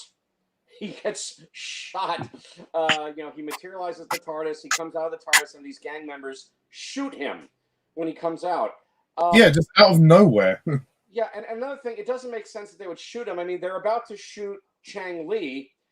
Chang Li is like, he's I guess he's saying his prayers or whatever because he's about to be shot, and then all of a sudden the Doctor's TARDIS materializes and the wind is flying all over the place. The TARDIS materializes. Wouldn't the gang members be shocked, or wouldn't they run away or something? But instead, no, the Doctor comes out of the TARDIS and they just shoot him. I mean, why? That's terrible. It's a terrible way for a Doctor to go out. I mean, McCoy still has a few more lines of dialogue, even though he's been shot, he's injured. Then they take him to the hospital, and they try to operate on him. Grace Holloway, played by Daphne Ashbrook, she comes to operate on him, but she clearly doesn't understand that he's an alien. He has two hearts, and his physiology is not the same as a human. And he winds up dying on the operating table. Which, again, terrible, terrible way for a Doctor to go out. I mean, I feel so bad for Sylvester McCoy that's how he had to go out. So Sylvester McCoy, you have my sympathies. But also, other things don't make any sense. Like, okay, with the moment when Sylvester McCoy regenerates into Paul McGann, I mean, they've put the Doctor's body in the morgue at the hospital, and they've locked the door. It's like a steel door, metal door. And he regenerates something. I mean, okay, the effects are pretty cool how they do it. I mean, they're obviously modeling it, after Frankenstein's monster, because we see that hospital worker. He's watching an old Frankenstein movie on TV in the room, and they have the Doctor regenerate like Frankenstein's monster. And okay, bye Sylvester McCoy. Sorry you had to go out like that. And hello, Paul McGann. But then somehow the Doctor has the superhuman strength to bash down the steel door, even though it's locked and it's made of steel or some other kind of metal, but he has the superhuman strength to bash the door down and come out. Where did he get that superhuman strength to do that? That's ridiculous. Then we see a segment where the Doctor, he's obviously mentally discombobulated right now because he just regenerated, and he's wandering around the hospital, and we see him wander into a hospital floor where all the equipment is smashed up and the water's running. Why would this hospital be open for business if there's one floor where everything's smashed up and the water's running? So that doesn't make sense. I was gonna say, Alan, sorry to interrupt. That whole argument you said about him bashing down the door, that he is like superhuman strength, it doesn't really make sense. Well, in Robot, Tom Baker's first story, he cuts a brick in half when he first regenerates, and then later on he tries to do it again and he can't. So I mean, I always thought that Time Lords had super strength when they regenerated anyway, but yeah. I mean, maybe so, but I don't really buy it all that much. It's still, I mean, if the door was unlocked, okay, but if they locked it and it's made of metal, I still don't see how he could bash it down. I don't know, not quite believable for me. But I mean, I guess an argument can be made there. I Oh. guess. I mean, the worst thing, though, I think, Alan, is the revelation about the Doctor himself. The fact that he's half human. Yeah, What? well, okay, let's address that, shall we? Let's address that. Yeah, that's like the big elephant in the room regarding the TV movie, that they make the revelation that the Doctor is half human, and it's the Master who says this the first time, where he and Chang Li are looking at like a holographic image of Sylvester McCoy's Doctor, and then the image changes into the new Doctor, the Eighth Doctor, Paul McGann, who for some reason is eating jelly babies, even though we haven't yet seen him eat jelly babies. And then we go into like a close-up shot of Paul McGann, and then it morphs into a retinal scan of the Doctor's eye. And then the Master says, dun, dun, dun, that's a retinal scan of the human eye. The Doctor is half human. Dun, dun. Now, and then later on in the movie, the Doctor's at a New Year's Eve party with Grace, and he just says to a guest at the party, I'm really half human on my mother's side. And then they address it one more time in the movie when the Doctor and the Master are in conflict in the Doctor's TARDIS, and and the Doctor says to the Master, how did you get the Eye of Harmony to open? And the Master says, Chang Li is totally human. You, Doctor, are only half. So they've addressed it no less than 3 times in this movie that the Doctor is half human, and yet the subject of the Doctor being half human is never addressed ever again. And so the whole Eye of Harmony thing was like Chang Li was only in the story just to open the Eye of Harmony. What? Possibly. Why him? Yeah. Yeah. This thing about the Doctor being half human. I mean, I can totally understand how a lot of Doctor Who fans would be totally pissed off about this revelation or reject it or whatever. And I don't deny that they never should have brought this up in the first place. They thought they were doing this big grand thing of saying the Doctor is half human, because it could have been dangerously close to people turning away and saying, no, this is not canon because of what you've done. So I guess they just have to choose to either accept or ignore it, really. Yeah, exactly. The people behind the new series, starting with Russell T Davies, had 2 choices: either accept it or ignore it, and they've obviously chosen to ignore it. They're just not going to touch that with a 10-foot pole. As for me personally, let me put it to you this way. They never should have brought it up in the first place, this idea of the Doctor being half human. But, if it really is true, and I know there's a whole ton of Doctor Who fans who say, no, it's not true, it's not true. The explanation I saw online, I don't see how you can possibly explain it, since it was the Master who brought this up first, that the Doctor's half human. Some fans have said, oh, it was just a trick the Doctor was playing on the Master.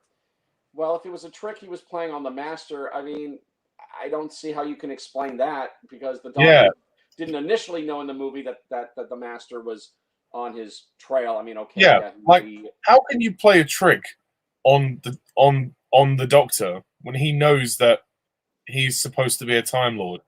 What? I don't buy the explanation. Exactly. I mean, look, it can be argued that, okay, if the Doctor's half human, well, I guess that would explain or be one of the explanations why he loves Earth so much and why he loves humans so much and why he revisits Earth so much, if he has some half human DNA inside him on his mother's side. And I'll just speak for myself. I'm not going to speak for you guys or anybody listening to this. I'll just speak for myself. I would much rather that the Doctor be half human than be female, if I had to choose. I mean, I have to say this. I always have to say this, ladies. I love you. I'm not sexist, but the Doctor to me is a man. Okay, I love women, but the Doctor to me is a man. I would much rather that the Doctor be half human than female, which is what they've done now with the new series with Jodie Whittaker. But still, they never should have brought it up in the first place. And I just think that the people of the new Doctor Who series did the only thing they could do about it, which was to simply ignore it. And it will continue to be ignored. It's not going to be brought up ever again. So bottom line, is the Doctor half human? My answer is I don't know. Maybe he is, maybe he isn't, but I never should have brought it up in the first place. I wonder if like the genesis of that idea was like, potentially. I mean, because the Doctor had a granddaughter, Susan. I don't know if she was ever had any human DNA in her, but right. I mean, I wouldn't have thought so. But were they going by that logic, or were they just plucking it out of thin air? Maybe a mixture of the two, because they obviously don't know the show very well, so that's why they've done. Yeah, so they got a whole bunch of continuity errors in this movie, all over the place, and then there's other little errors that I noticed watching it last night, like for example, they try to have a comic scene where the Doctor and Grace are being followed by a cop on a motorcycle, and they open the TARDIS door, and the cop just keeps riding his motorcycle, and he goes straight into the TARDIS, and then there's like a pause, and then we hear him scared, and he rides his motorcycle out of the TARDIS and runs away. I mean, yeah, I realized they were trying to be funny with that, but wouldn't the cop have simply stopped his motorcycle? Why would he keep riding into the TARDIS on the motorcycle, which is silly? And then the other bit where they meet this employee at the New Year's Eve party named Garrett, and the Doctor says to Garrett, Garrett, when you take your quiz, answer the second question, but not the third. How could he possibly know Garrett? How could he have possibly met Garrett? He's just some dude working security at the New Year's Eve party. How could the Doctor possibly met him? And how does he know what the questions are? Yeah, and what are the questions? Yeah, and there are plenty more examples of this. Oh, and then of course we have the whole thing with the Master, played by Eric Roberts, an American actor. Dresses for the occasion. Yeah, I dress for the occasion. Yeah, Eric Roberts. Yeah, very talented actor, and yeah, he's probably sick of hearing this, but yeah, he's the brother of Julia Roberts. Yeah. But yeah, very talented actor, and the only American I think to ever get to play the Master. And watching him as the Master here, I mean, the stuff they do with the Master. First of all, okay, he's put on trial by the Daleks, and the Daleks reduce him to this gelatin. They reduce him to this goo, and apparently, but the Master, he's still not dead. You can't kill the Master. You just cannot kill him. What is going on with this character? Is he like is he like the Time Lord version of Jesus Christ? He just keeps dying and coming back to life. I know. I don't get it. You just can't kill him. No matter what you do, you just can't kill him. He keeps coming back. Yeah. I mean, this is getting kind of ridiculous now. I mean, I like the character of the Master. I do. But just the fact that he can never be killed, even when you think he's dead, nope, they find a way to bring him back. I mean, they even did that in the new Doctor Who series with John Sim. You think the Master's dead, but nope, they find a way to bring him back. Yeah, over and over and over again with the Master. You just can't kill him. But anyway, yeah, okay, he's reduced to this gelatinous goo, but he escapes. And apparently he can slither around like a snake. In fact, he takes the form of a snake, and he eventually takes over the body of Eric Roberts's character, who's this ambulance worker at the hospital, and he takes over his body. He slithers down his throat and kills him as he's sleeping next to his wife, and he takes over his body. Okay, apparently now the Master has the ability to spit venom like a snake, which he's never had the ability to do before. He now has green eyes, which he never had before. All of that's pretty silly. And that scene where he goes to the hospital looking for the Doctor, and he's talking to the nurse at the desk, and he just nonchalantly tears off one of his fingernails. I guess that's supposed to symbolize that his body is starting to deteriorate, which is why he's trying to get into the Doctor's body. He just nonchalantly just tears off one of his fingernails, and the nurse at the desk hardly bats an eye, and they just keep going on with the scene. Why doesn't she say, "Oh, Bruce"? Yeah, that's the character's name. "Oh, Bruce, what's wrong with your finger? You lost a fingernail." No, she doesn't say any of that. They just keep talking like it's no big deal. That I just teared off one of my fingernails and there's blood, and the nurse just hardly bats an eye. That's ridiculous. So the stuff that they do with the Master's okay. I mean, Eric Roberts, very talented actor, very, very talented actor. He's had a very long, illustrious career. He's got a whole ton of acting credits and all of that. But the fact that he plays the role without doing a British accent, I really think he should have done a British accent. He's very hammy in the part. He does the kind of evil laughter. He's very, very hammy in this, and not quite the way I would like to see the Master be played. He plays him very over the top. I did like Daphne Ashbrook as Grace Holloway. talented actress, very lovely. And it's a shame that she doesn't get into the TARDIS with the Doctor at the end. That she wanted to stay on Earth. I mean, she asked the Doctor to stay with her on Earth, but the Doctor, he's got to get into his TARDIS and fly off. So it's a shame that she's a one-story companion. But for this one story, I did like her a lot. Yi Ji So in the role of Chang Li, he's okay. There's nothing great about his performance. He's just this gang member guy who's not the nicest of guys at the beginning. I mean, by the end of the story, he's more or less changed, I guess, but not the greatest of performances. He's okay. That's really all of the cast that needs to be mentioned, I think. But it's a very jumbled mess of a movie. There's continuity errors all over the place. But the one saving grace of the movie, really, no pun intended, because the woman's name is Grace, but the one saving grace of the film, of course, is Paul McGann. He's the reason to watch it. Yeah. He's the reason why I'll give the movie a pass. And Alan, would you agree that like one of the best Paul McGann moments is when he's talking to Grace and he gives that speech of like, oh, these shoes, they fit perfectly. Oh, Gallifrey, it's in the sky. He's talking about everything. Yes, indeed. Yeah. No, he's so likable. He's so winning in the role, so charismatic. Again, good-looking guy, very brave, very courageous. I also like the bits where he's tied up in the TARDIS and he's telling Grace, Grace, run, Grace, run. You'll die. We'll all die if you don't. Go, run, Grace, run. I mean, very, very powerful. And like I said, he showed so much potential in this one performance. I mean, it's just a damn shame that he was not given a full series. But I would for say this one movie. Sorry, go ahead. Yeah, I was just gonna say for this one movie, he was the Doctor, and for his mini episode, he's the Doctor. For his audio adventures, he's the Doctor. He's a brilliant Doctor, but only 2 televised adventures, and that's it, which is a terrible shame. But I love his performance in this movie, and I'll wrap it up because I know I've been talking about this for a long time. Paul McGann is the reason to watch this movie.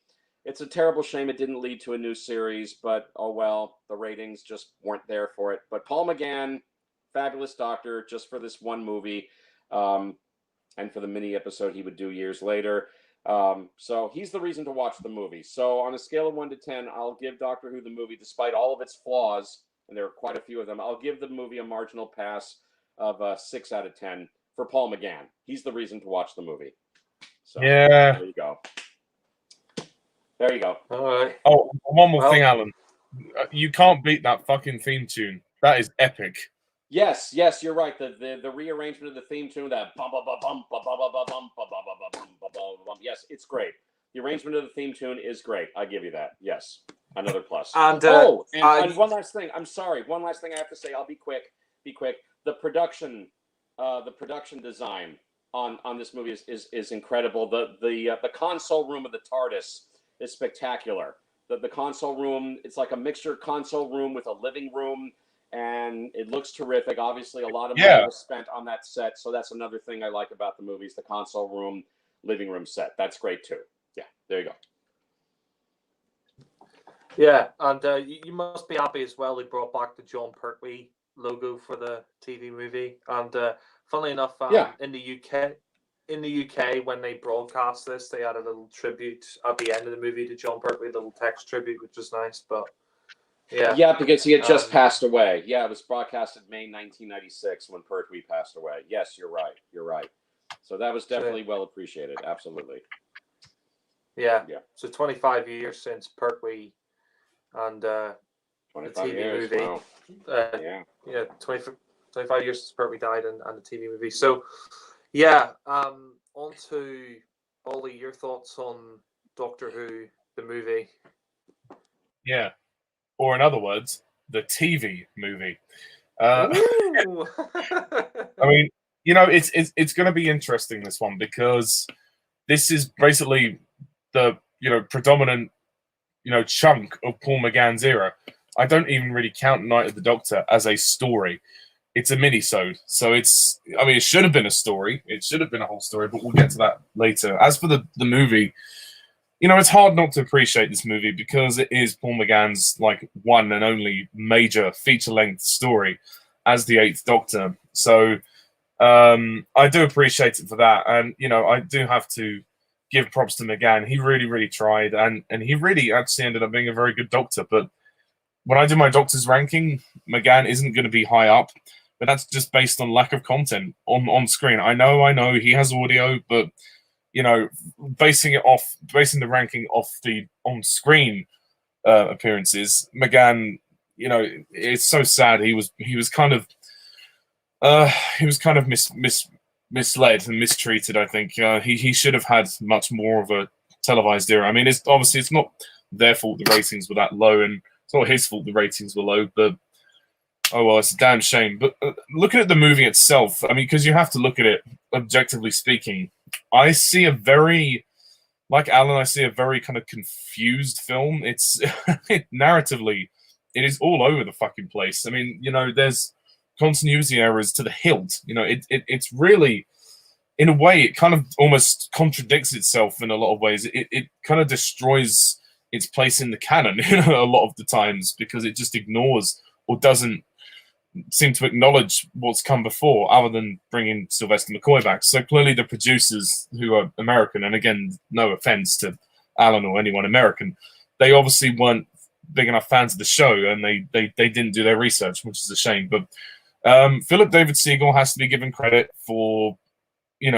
getting this going and trying to relaunch Doctor Who, because everybody thought after season 26 that was it, the show was dead, just as it was about to come back. But I think maybe he was one of the few people that saw, actually, maybe there is hope for Doctor Who, and he was right. But the movie itself, I see a lot of problems. I think that it does a few things right, and it is a very entertaining movie to watch. I think it's fun, it's cheesy, it's a bit campy, it's light, but you can have a good time with it. It doesn't take itself too seriously, and it's a great introductory story for the Eighth Doctor. I still feel like McGann's Doctor could have been more dramatic in future stories. I mean, he gets a couple of good moments here, but a lot of this story is him kind of discovering who he is again, and it's we don't get much time with him really, because we don't see McGann until the first 30 minutes of the story, and I think that's one of the biggest mistakes. I mean, okay, I get it. They had to bring McCoy back for the regeneration, and I appreciate they did that. But the way that it was done, oh my god, it was so disappointing. The way that he just gets randomly shot by the gang, when he steps out in the TARDIS, and we don't really find out much about Ace, at least not in the movie, I don't think. But I think there's audio adventures which explain what happened to Ace and the Doctor, but again, it's not really explained in the movie. But yeah, and then we kind of focus on, I think for the first 30 minutes, we kind of focus on Grace and a couple of other characters like Chang Li as well, which I'm fine with. I'm thinking, oh, can I have the Doctor now, please? I came here to see the Doctor. I want to see the Doctor. And I feel like Paul McGann was cut short with some screen time. I understand the movie's 90 minutes, so it kind of wanted to stretch out the runtime of the story. But I honestly feel like, I mean, if they'd have known this was not going to be a hit and this was only going to be a one film wonder, then they may have made more of an effort to give McGann more screen time. But when he does appear on screen, it is great. He has that dramatic scene in the hospital when he shouts to the rooftop saying, "Who am I?" which is amazing. I think that's a really dramatic moment. But some of the humor in this film is a bit dumb, like the way when the Doctor regenerates and the doors burst open, and then the guard who's standing opposite him just faints for no reason. Like, what? Okay, I don't really get that. And how could the Doctor have the strength to break those doors down after he just regenerated? I don't get that. I mean, I personally, like I said, in Robot, there's that scene where he cuts the brick in half, and then later on in the story, after his regeneration's finished, he tries to do it and he can't. So I've always assumed he always had superhuman strength. And I mean, we've seen it later on in the Christmas Invasion, whereas his hand gets cut off, then it grows back. So I always assumed that Time Lords had like sort of a superhuman strength until their regeneration finishes. But yeah. I mean, perhaps you're right. I don't really know, but the movie doesn't really address it. But And I think the way I look at the movie is that it's a fun romp. You know, it's fun. Again, if you watch it as a piece of canon, as a piece of continuity, prepare to be disappointed. It's not. It doesn't follow the timeline of the show that well, other than the regeneration. But once that's over, I think the first act is where it's really bad, really sloppy. I think the first half an hour of this movie is kind of awful, to be honest. Everything leading up to the regeneration is terrible. Like the way they introduce Chang Li, it's a lot of it is filler. Like it takes a while for the movie to really get going, and I like the introduction of Grace. I'll give it that, but also the Master is somehow alive again, and yeah, he's back. I mean, it's not Eric Roberts' fault, but he's a total miscast for the role, to be honest. I mean, and it looks so silly when he wears those sunglasses with his Gallifreyan uniform. I just laughed, but especially with his line when he says, "I always dress for the occasion." But honestly, like the character of Chang Li is probably the most pointless character in the whole film. Like, I guess he's just there to open the eye. Like, obviously, he's there to be the Master's assistant, really. But other than that, like, what purpose does he really have? I don't know if he really needs to be in it. Like, I lost sight of why this character was important. So that's another thing. But when McGann comes on screen, the whole film, it soars into like 10 gears higher. It becomes a lot more entertaining to watch, and especially, like I said, the scene where he's talking to Grace about Gallifrey and about everything, and he's like, "Oh, up in the sky, and all these shoes fit perfectly." Oh, and he's giving that wonderful speech, and then he kisses her. I think McGann to me comes across. He's quite like sort of a dashing guy, sort of dashing, good-looking, debonair sort of doctor. I think he's a doctor that has a spring in his step, and he sort of comes across as a sort of romantic kind of action hero doctor. Not necessarily action like Pertwee, but he's not as stern as Pertwee, but he's certainly kind of the sort of archetype that you would see in, say, like a sort of fairy tale or hero story. He's like a real hero, and I think that's a great quality. I just wish we could have seen more of that. The continuity, though, yeah, I can't deny some of the things that they mention here, especially the Doctor being half human. Like what that comes out of nowhere. That's a stupid idea, and they clearly didn't watch the show, or they didn't think about that, because that doesn't work with anything. Like the new series, I just choose to ignore it, because I choose to see that as a side effect of the regeneration. I think the Doctor's, let's just say, he's a bit discombobulated and he's not thinking straight. So that was the only way to really accept it. I mean, the effects are obviously quite dated now, but at the time there was certainly bang and whizzo for a TV budget, and they look decent. And the climax is really fun, to watch, with like the Eye of Harmony and everything. And it's nice. We haven't really seen the Eye of Harmony for quite a while, but yeah. I also like Daphne Ashbrook as Grace. I think Grace is a good companion, and I think she would have been a great companion for the Doctor if the series had gone ahead. But sadly, it didn't, which is a real shame. She's a good character. She's probably the best supporting player in the cast, and aside from McGann, she probably is the best performance. And they do have some good chemistry, and I do think she had the potential to be a really good companion. I mean, she would have been I think she would have been the first sort of romantic interest for the Doctor. I don't think we'd really had a companion up to that point who had been a romantic, had been romantically involved with the Doctor. Not to my knowledge, anyway. Well, unless you want to count Romana, but then it's never really stated. But yeah, then we get to. Yeah. Sorry, go ahead. So anyway.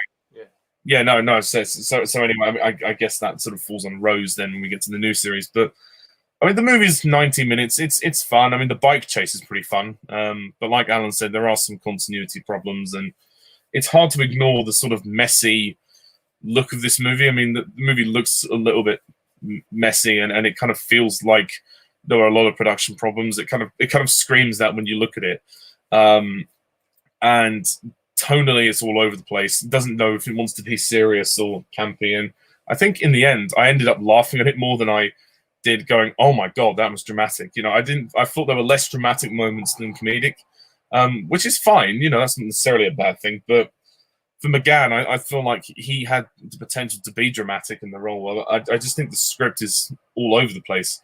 Not a terrible script, but very unfocused, and that's the problem with the story. It's just so unfocused. Like, it has to do too much in that runtime, and like Alan said it in his review, like the movie's trying to go through.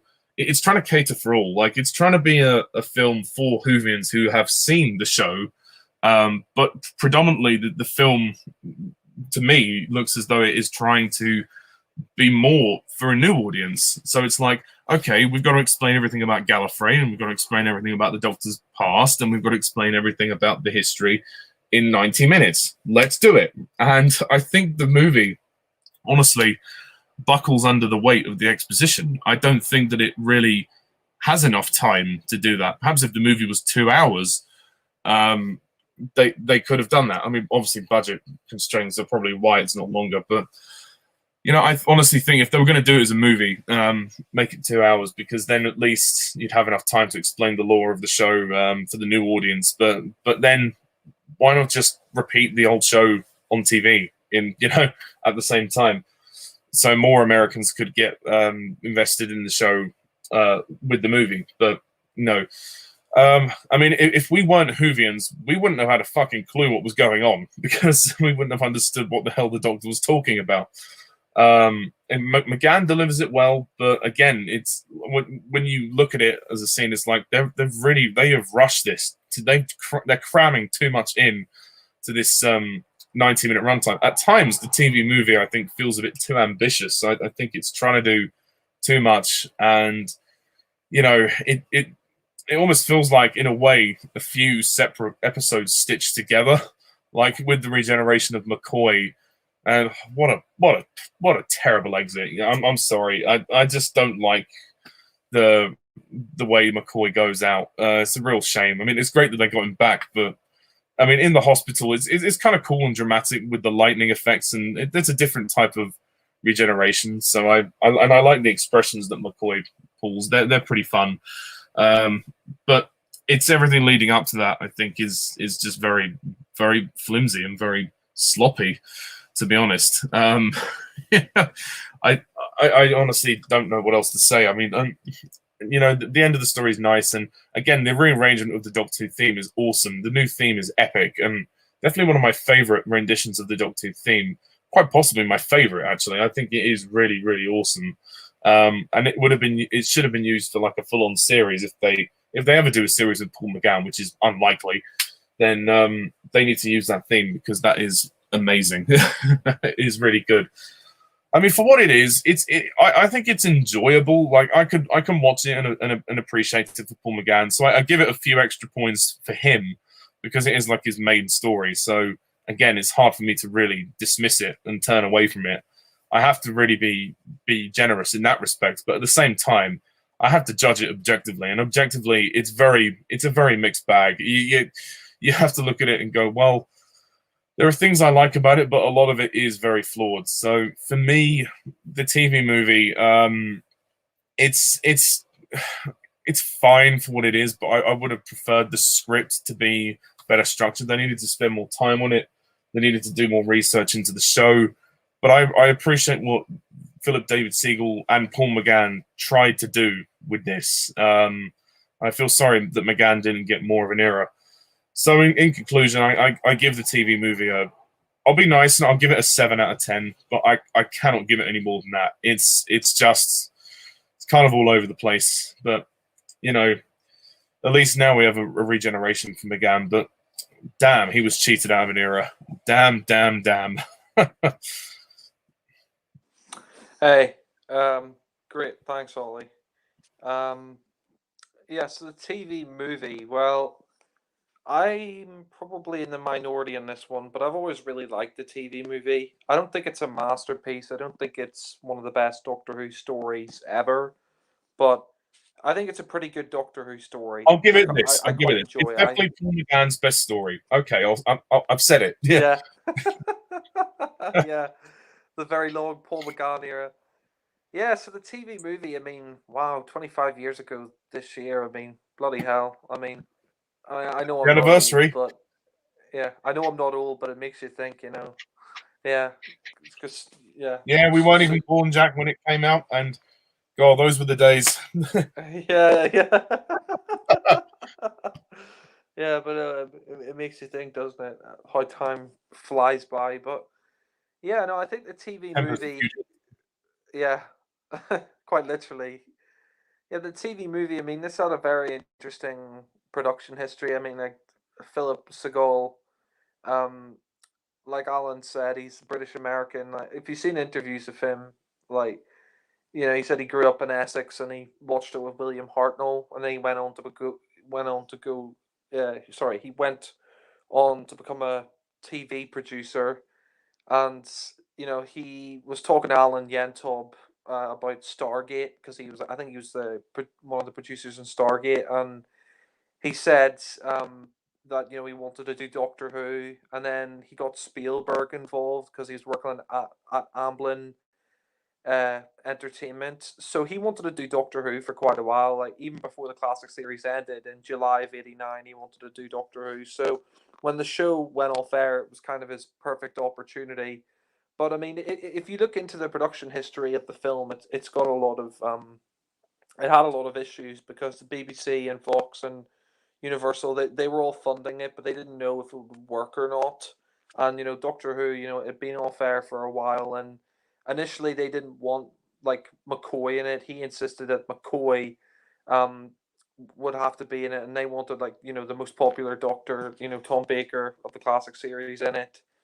Um, and you know, it was interesting as well because initially they were thinking of just doing it as a reboot. Like if you look into the production history, they're thinking of doing the TV movie as like a reboot of the whole show, and they wrote their, you know, Bible of Doctor Who, and it just kind of sounded awful. I mean, like you know, Rassilon was the Doctor's father, and you know, they had all these different ideas for it, and it was awful, and they had many different script writers and, you know, producers and companies that backed out. So, you know, it took a long while to do, but finally they decided, you know, let's just, you know, continue it on from where it left off. So, I mean, you know, the beginning is interesting. I did quite like the beginning. You know, it's set in Skaro, although you're thinking to yourself, wait a minute, you know, Skaro thought that was destroying remembrance of the Daleks. You know, we find out that you know, the master was executed on Skaro. I'm assuming because, you know, they have a time machine. Maybe it was set in the past before Skaro was blown I was up. So going to maybe say that. it would have had Yeah, to have been at a different point in time, otherwise yeah. it doesn't work with Remembrance of the Daleks, does it? No, no, exactly. It doesn't make any sense really. So yeah, there's that, and you know, we see, you know, basically that, you know, the master was exterminated for his crimes against the Time Lords, and you have the master killed, and I think the beginning with the narration by Paul McGann is pretty epic. Yeah, although saying that, like, you know, as a new viewer, that's one of the problems with the TV movie, and one of the things why I can't say it's like amazing is because it is essentially just, you know, the problem is, like, for new viewers, they're not going to know this. Like for classic series fans, like this is going to be easier to follow, but for new series fans, like, you know, you could say this is like a bit of an information overload. People who want to jump on with the TV movie. But you know, I mean, what I like about the film is, I mean, you've got a good director. I mean, I think Jeffrey Sachs, you know, he's a great director. He directed episodes of The New Statesman, my favorite sitcom. So you know, he can really direct, and I think he does a good job here.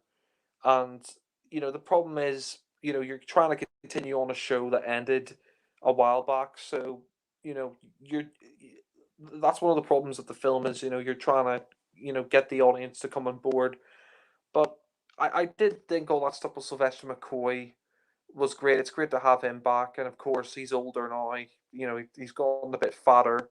And Ace is gone. You know, and I do love the new TARDIS set TARDIS interior set. I think it looks fantastic, um, and when he arrives on Earth, I do like the fact that it is a different location because with the classic series, he always arrives in London, where he always arrives in England, um, and it's nice to have a break from that. It's nice that they're setting it in New York now or whatever. No, San Francisco. That's it. Yeah, it's good that they're setting it in San Francisco.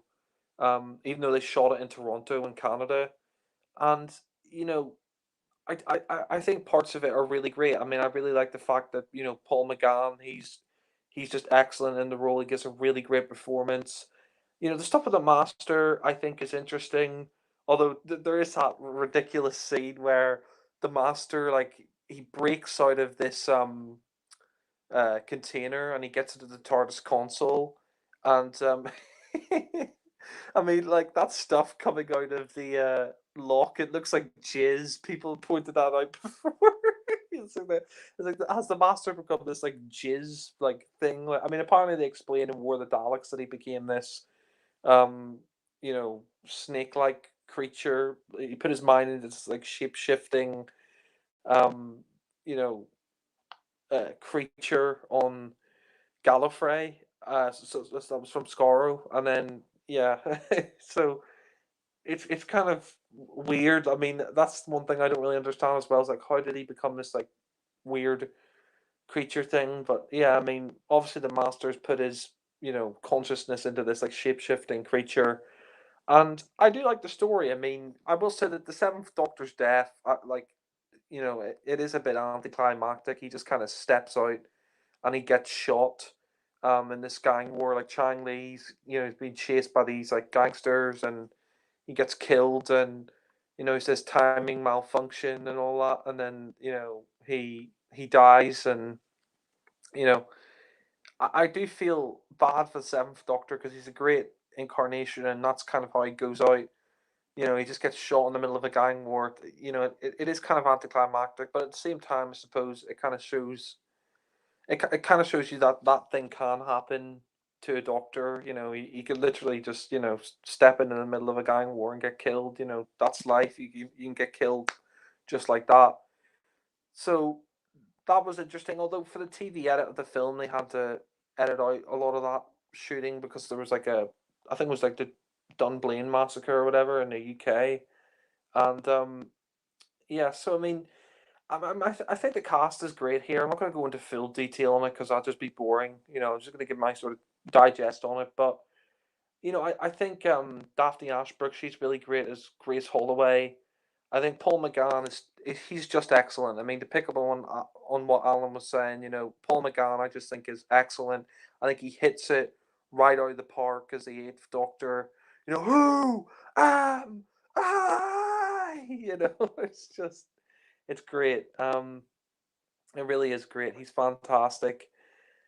I think he's just great, Paul McGann, and you know, I just think his performance is just great. I mean, he gives, I think, arguably the best first performance of a Doctor since Tom Baker and Robot. I mean, I thought Davison was kind of meh in Castrovalva. I thought Colin Baker and McCoy weren't very good in their first ones, but Paul McGann, he's a really incredible actor. He's a powerful actor. In anything I've seen him in, he's just a very good actor. And I just think it's such a shame that he never got a series because, watching him in this movie, he's just so energetic. What I love about his Doctor is that he's so passionate about life. He's like, oh, I love human beings, all the different patterns and things that aren't there. And he's just, he's fantastic. I mean, he really is just fantastic as a Doctor. I think he's great. And what I like about you know his performance is that he just lights up the screen. I mean, even if the script isn't the best in the world, he lights up the camera and he lights up the screen with his presence. And I love his outfit that they give him, like that that green sort of Victorian outfit that he has, that Edwardian outfit. I think that's great. I think there's some really profound moments in it. Like I do think the script for this, like a lot of this, the script for this does get a lot of flack, and there are some things that don't make sense, but there are some great Doctor Who moments in there. I love that bit where you know, after the seventh Doctor he dies in the operating table, the eighth Doctor he goes to see Grace Holloway, and he says to her like, "Oh, it was a child's dream that made you become a doctor," and she's like, "Don't tell me that crap, about regeneration." He's saying that you can come back, and she's saying, only children believe that crap, and he's like, "Oh, it was a child's dream." To make you become a doctor, and he's like, "Oh, don't worry, Grace, you'll do great things." And you could definitely see that sort of older man in Paul McGann. I think his performance is so layered. I definitely think if he had his own series, he could have been possibly the best Doctor. I don't know, because you listen to him in the audios, you listen to him in the movie, and you watch his performance. He's great. I mean, he really is very energetic in the role. And he's just fantastic, and I think there's some just really great things in the movie.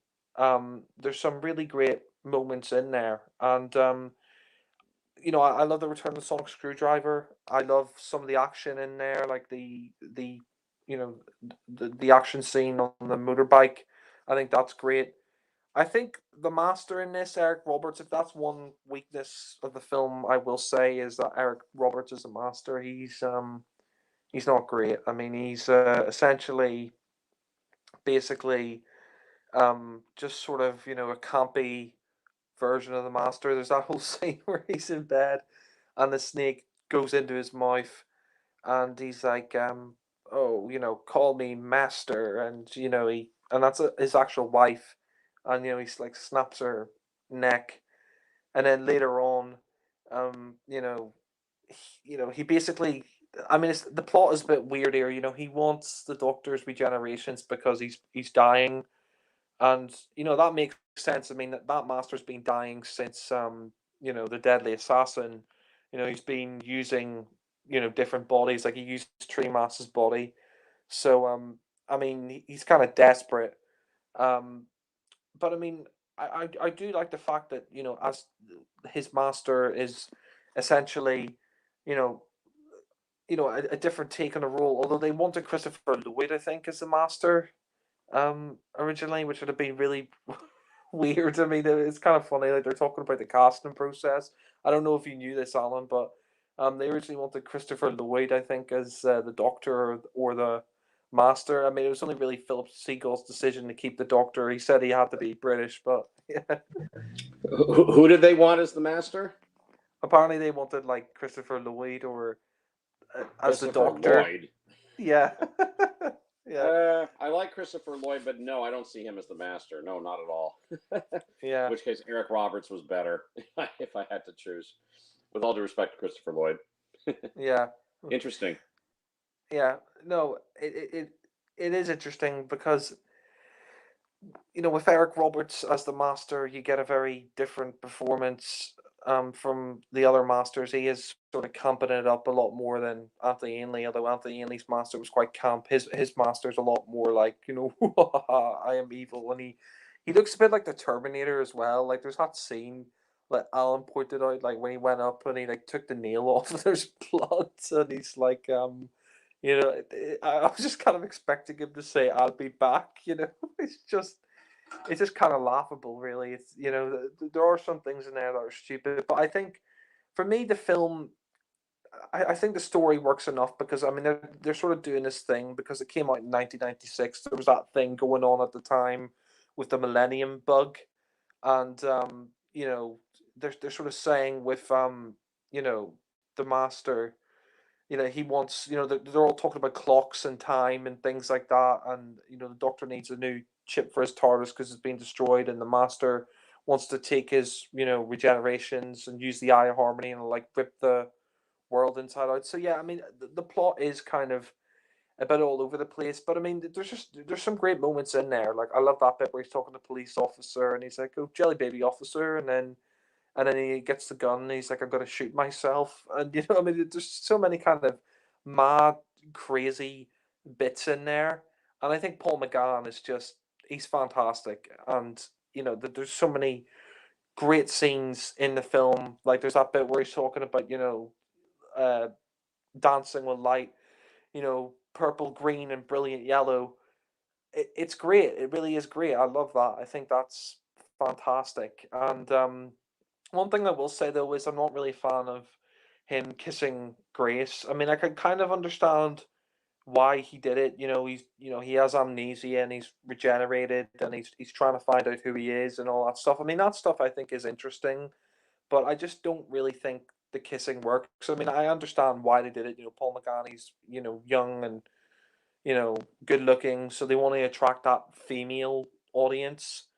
But for me, I just don't really like the idea of the Doctor having relationships with companions. I mean, I kind of like the fact that the Doctor is this traveler, and that's kind of what sets him apart from some of the other like action heroes that you have. Is that he doesn't really get involved with the companions. They're just they're traveling like Sergi and their friends and all that stuff, and um I and that's why I'm not really a fan of him being this sort of crazy guy, kissing all the women in this, and then they bring it in the new series with Tennant. It just I don't know about that, but I think the other stuff in there is great.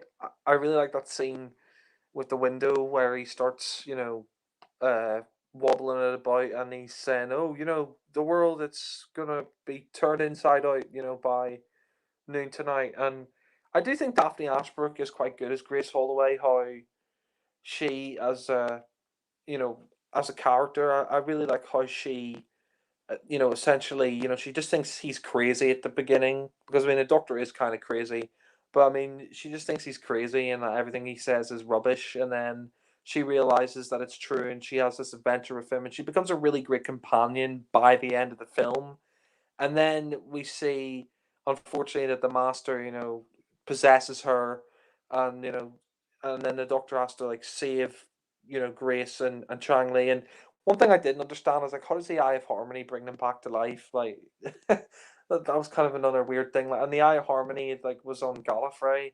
So yeah, I mean, there is a lot of continuity things in there that's weird, and the whole half human thing as well. Like, I get why they put in the half human thing. Like, I think Alan would like. Would you agree? I like the reason they probably put in that half human thing is because he it kind of explains why he goes to Earth all the time. But at the same time, he's not Spock. Spock is half human. I don't think the Doctor is, but yeah. Yeah, I mean that's if he really truly is half human, it would certainly help to explain why he loves Earth and loves humans so much and visits Earth on a regular basis. But on the other hand, I understand it's a very touchy subject, and they didn't really need to go there. So they didn't need to bring that up in the movie. But I'll just say again, if the Doctor really truly is half human, I'm okay with it. But I can totally understand their decision to just completely ignore it in the new Doctor Who series, which is what they've chosen to do, and that's understandable. Yeah. Yeah.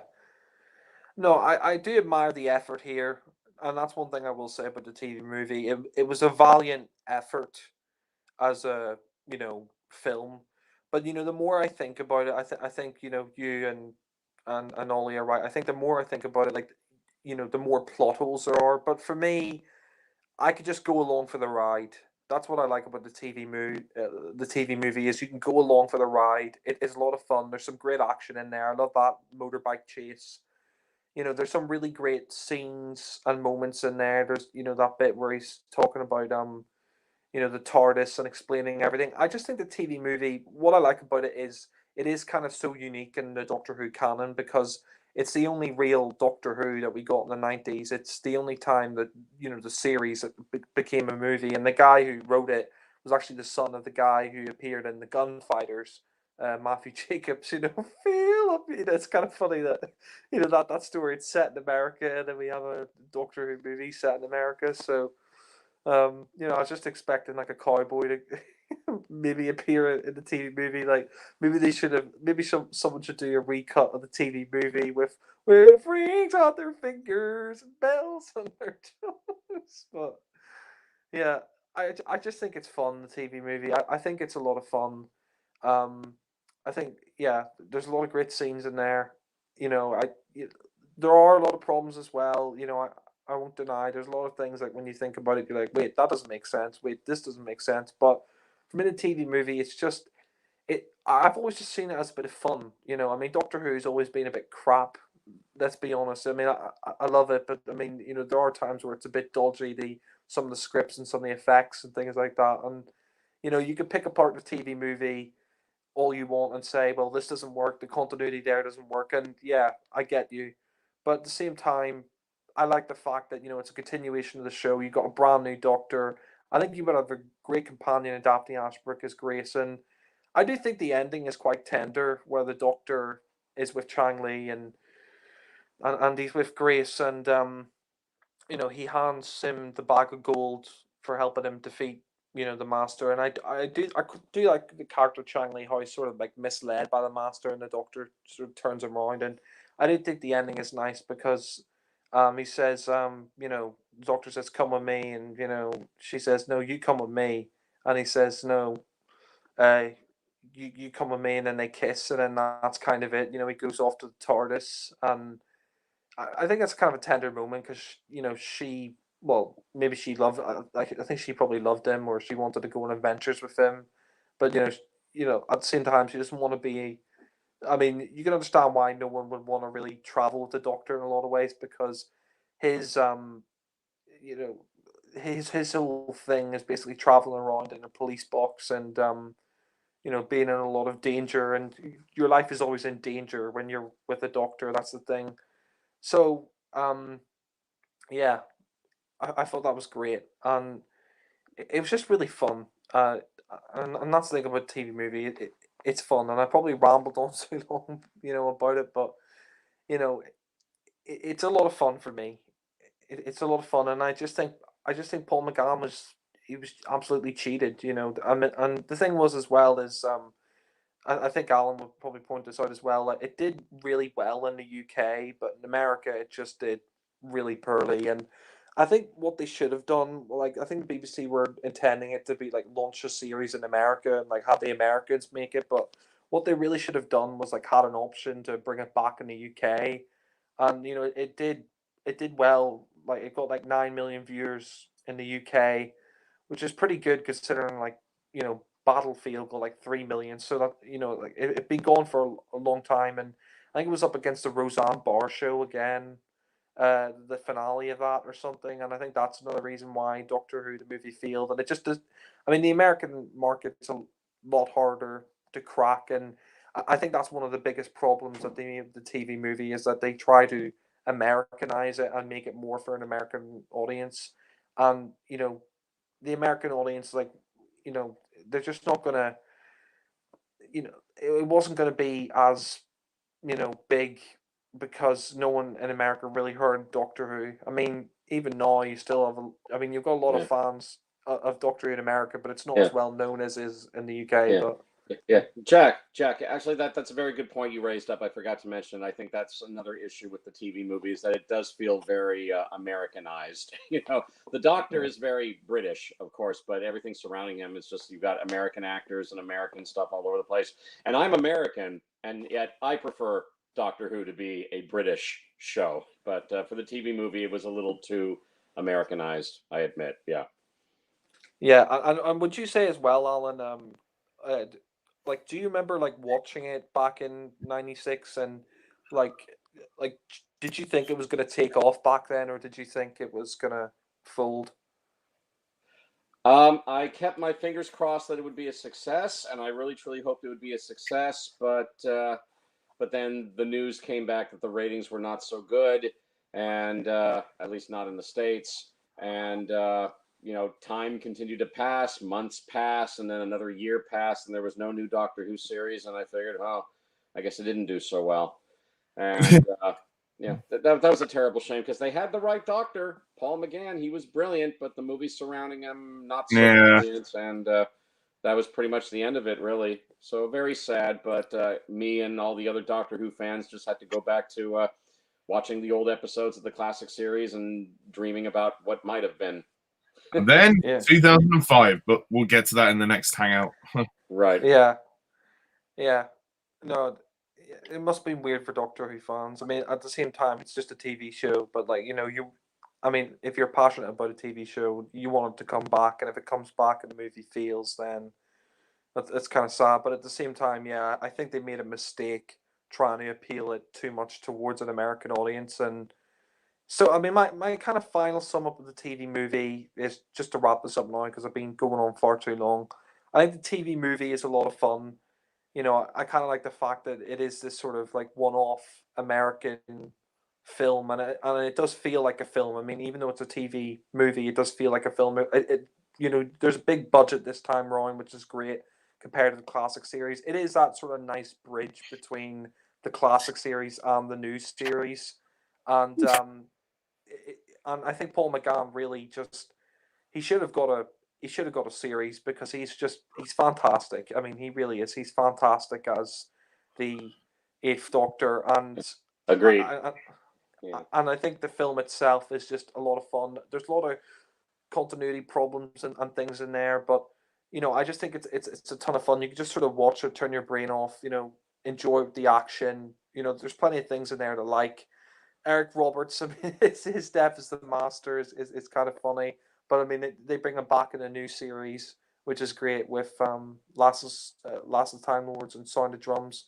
So I think it's fun, and I'll give it a low 8 out of 10. I mean, I probably should give it a 7, but I think it's a low 8. I mean, yes, there are problems in there. They did make a few mistakes, and that was the biggest problem. But at the same time, Paul McGann should have got that series, and it's a shame that he didn't. And I think Russell T Davies, when he brought the series back, he probably should have given Paul McGann a series. But saying that, we wouldn't have got the wonderful Eccleston. But yeah, so yeah, 8 out of 10 for me from the TV movie, and yeah. So now we move on to our final sort of discussion, because we're talking about Paul McGann. This came out in His 2013. second and final story. Yeah, yeah, We can go with that. Yeah. yeah. Paul McGann returns for 7 glorious minutes. Yeah, That's the Eighth Doctor. Only to then never return again. Yeah. yeah, Except in audio. Yeah. Yeah. yeah, yeah. This is weird. The Night of the Doctor, Paul McGann's second and final appearance. Yeah. As the sad. Doctor. Yeah. Yeah, it is sad. Yeah, I mean, at least he got to come back for 7 minutes. Well, is he less than that? 6 minutes 50. But, yeah, the But on Night the of the average Doctor. curve, 7 minutes. Yeah. Yeah, yeah. It's great to have him back for this Night of the Doctor. Take it away, Alan. What are your thoughts on the Night of the Doctor? Okay, well, The Night of the Doctor, this is a mini episode lasting all of 7 minutes or slightly under 7 minutes in running time. That's all it is. And it was done to help celebrate the 50th anniversary of Doctor Who in 2013. And it was also a way to finally explain, at long last, how the Eighth Doctor regenerated, because that was a mystery that had been kept for years and years. Even when they brought back Doctor Who properly in 2005 with Christopher Eccleston as the Ninth Doctor, there was no explanation whatsoever what happened to the Eighth Doctor. How and why did the Eighth Doctor regenerate? No explanation given, and it would not be given for a further 8 years after the new Doctor Who series had started. So finally, we get the answer with this mini episode, The Night of the Doctor, of what happened in the end to Paul McGann's Eighth Doctor. Although we're given a little surprise at the end, it turns out the Eighth Doctor did not regenerate into the Ninth. He regenerated into, dun dun dun, the War Doctor, played by John Hurt, a previously unseen incarnation of the Doctor that we had never known existed before. But and just as a quick note, rest in peace, John Hurt. Rest in peace, John Hurt. Exactly. Yes, John Hurt.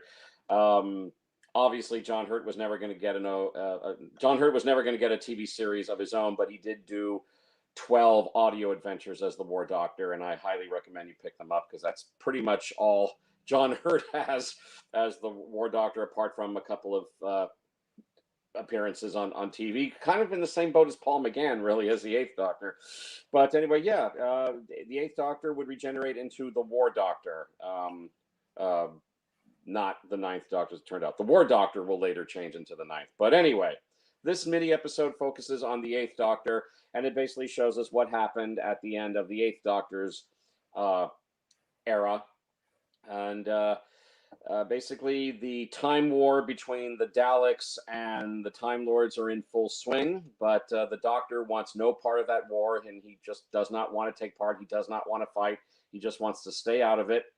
And he materializes the TARDIS on board a spaceship with a female pilot named Cass on board.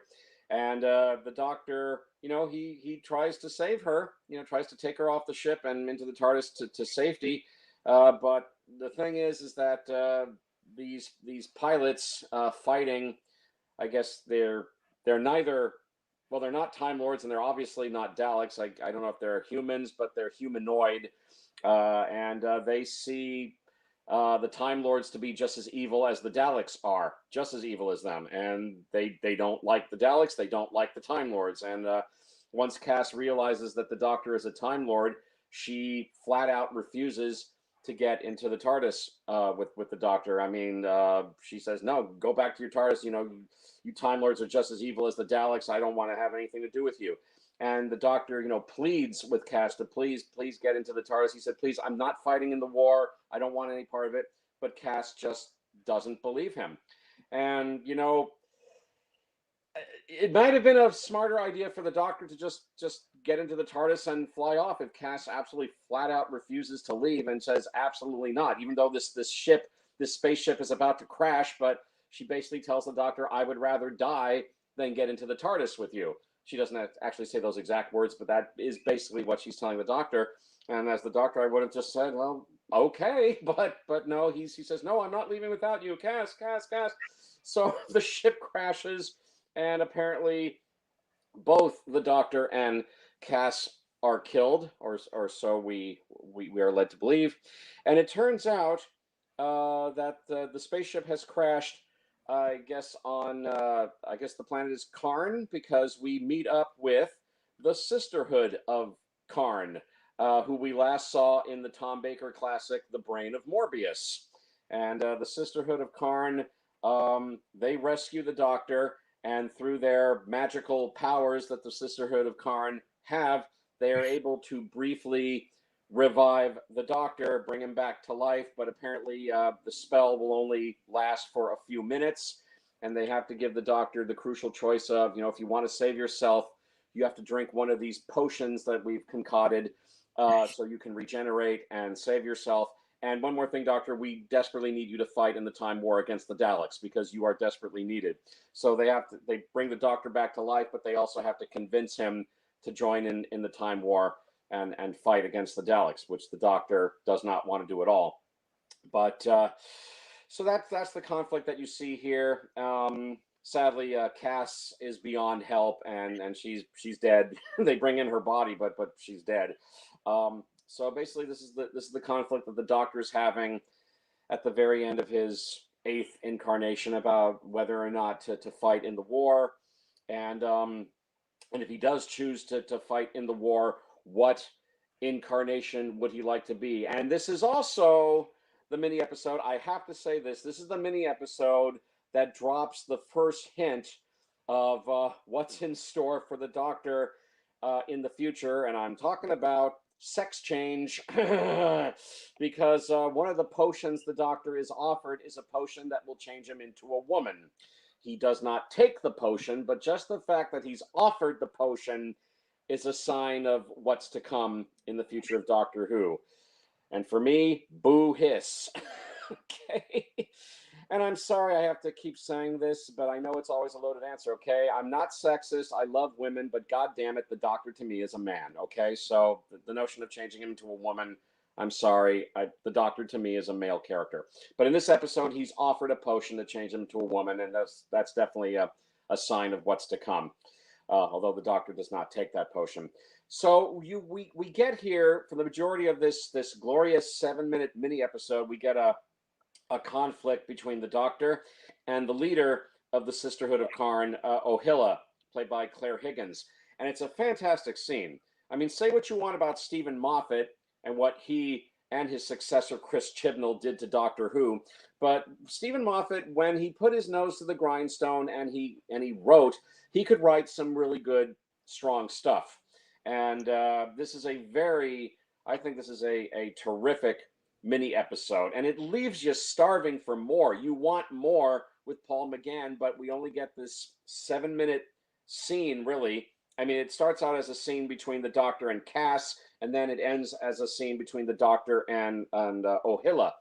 But it's really well acted from the main trio. I mean, Paul McGann. I mean, this was done what 17 years after the TV movie. The man still looks great. He's hardly aged at all. I mean, his hair has been cut shorter. They also redesigned his costume a little bit. I think. Yeah, he's got a little bit of stubble, but otherwise he's pretty much the same, isn't he? Yeah, pretty much. No, he's held up really well. He still looks great, and they also redesigned his costume a bit. It's not quite the same costume as he was wearing in the TV movie, but it's similar to it.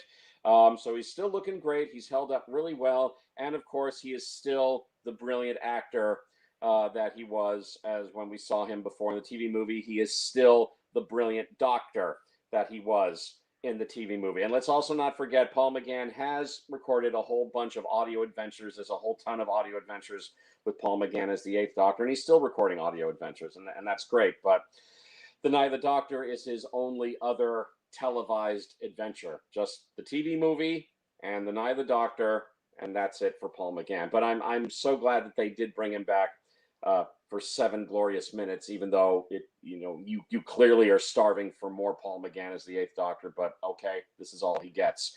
But he totally makes the most of it. Brilliant performance of a Doctor who's very conflicted about what to do, whether or not he wants to live and whether or not he wants to fight in the Time War. I love the banter between him. First of all, the banter between him and Emma Campbell-Jones as Cass, who just in this one little mini episode, I mean, a very tragic figure. I mean, it's obvious that she's totally wrong about the Doctor, but it's very sad that she dies thinking the worst of him, and only if she could have lived, that she would see that no, he's a good guy. He's a good Doctor. You've made a mistake not getting into the TARDIS with him, a big one, which is very sad. But the banter between them at the beginning of the mini episode is really good. And then when the Doctor is going one-on-one with Ohila, played by Claire Higgins, Paul McGann, he's terrific in this episode.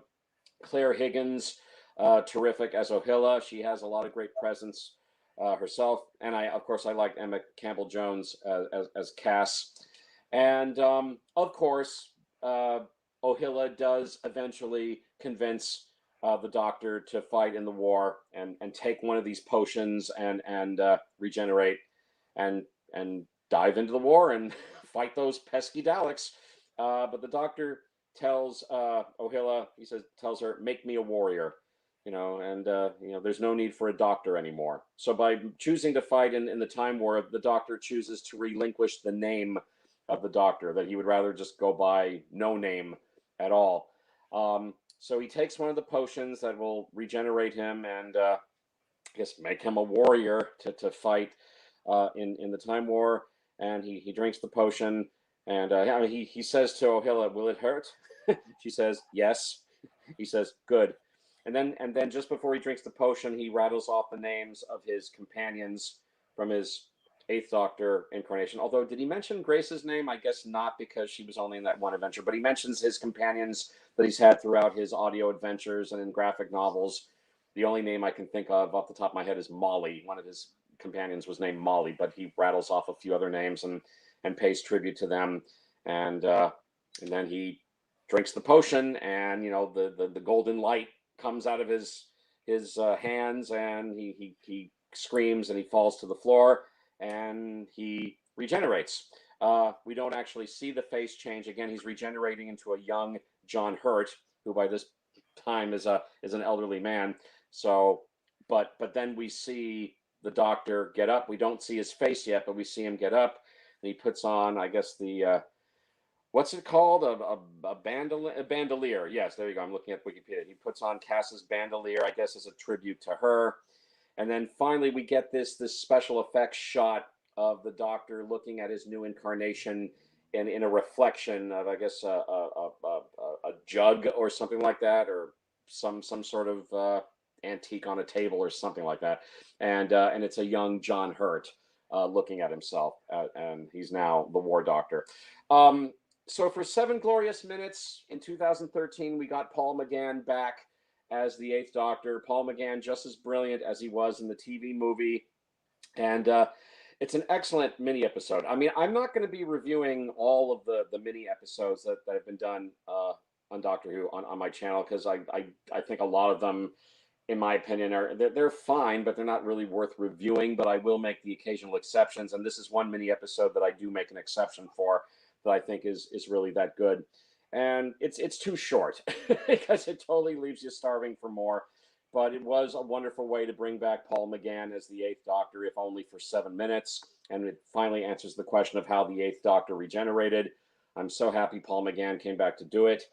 But it's a damn shame that he still was not given a mini series at the very least. And again, because even though fan reaction was huge and strong, and a petition was made to give Paul McGann a mini series, but Stephen Moffat said no. He believes. So I'm reading it here on Wikipedia. Stephen Moffat said that he believes that there should only be one Doctor at a time, and that they were about to bring in Peter Capaldi as the 12th Doctor, and he thought McGann might detract from Peter Capaldi if they were to give McGann a miniseries, although he did appreciate the wonderful reception the fans gave the mini episode. But no miniseries for Paul McGann, so this would be it for Paul McGann as far as his televised adventures go, although he would continue to record audio adventures. But to wrap it up, it was wonderful to have Paul McGann back as the 8th Doctor, if only for 7 minutes. My only criticisms of the mini episode, it's too short, and the fact that they dropped the first hint of them ultimately changing the Doctor into a woman when the Doctor's offered a potion that can change him into a woman, that does not sit well with me. I'm sorry. As I've always said, the Doctor to me is a man, but it's a sign of what they're going to do to the Doctor in the near future. But overall, this is a very strong, excellent mini episode, and it's the only other televised adventure Paul McGann has, but it's very strong. Sorry, Paul McGann was only brought back for a few minutes, but it's better than nothing. I like this one a lot. I really do. So on a scale of 1 to 10, I'll give The Night of the Doctor a 9 out of 10. And it was great to have you back, Paul McGann, if only for a few minutes. Well done. Great. We now move on to Ollie. There's not really a huge amount I could say about this. Yeah, I mean, Night of the Doctor, it's great that we've got it. At the end of the day, it's great that it even exists, because it fills in the gaps of all the regenerations. So now all the regenerations can now flow in one timeline. But part of me thinks, whilst this is a great thing, it's also a wasted opportunity. Why couldn't they have just done at least like a 30-minute story, or like a Children in Need special? Obviously not with the extenders, God no. But I just feel like McGann once again was cheated out of something that could have been, at least something more substantial, or at the very least, put this scene at the beginning of the 50th anniversary special. I've always said this. I've always thought this would be a kick-ass opening to the 50th anniversary. Good point. Very good point. Yeah, you're right. Yeah, because it's obviously written as a mini-sode, which is like a prequel, which leads up to Day of the Doctor, where we see John Hurt. So I think sticking this at the very beginning, before the titles of that story, would have been perfect. If they weren't going to make it longer, do that.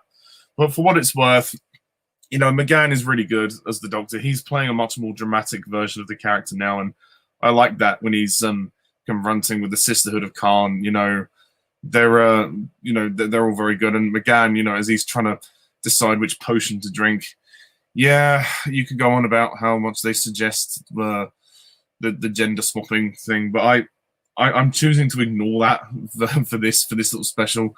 This special is only 6 minutes 50 or something. It's not that long, so I just ignore that. But I still thought Moffat could have given McGann a story, because we've had so little of him that it still doesn't feel like enough. And I don't think I can really call this a story. It just feels like a scene. It doesn't. It just feels like part of a story, part of McGann's finale that was shown to us. I don't think we ever saw the full version, and for that reason, I suppose I'd give this a pass. But I wanted something much more than this. But for what it's worth, we've got the regeneration now, and we have him. And it's sad to say goodbye to McGann, but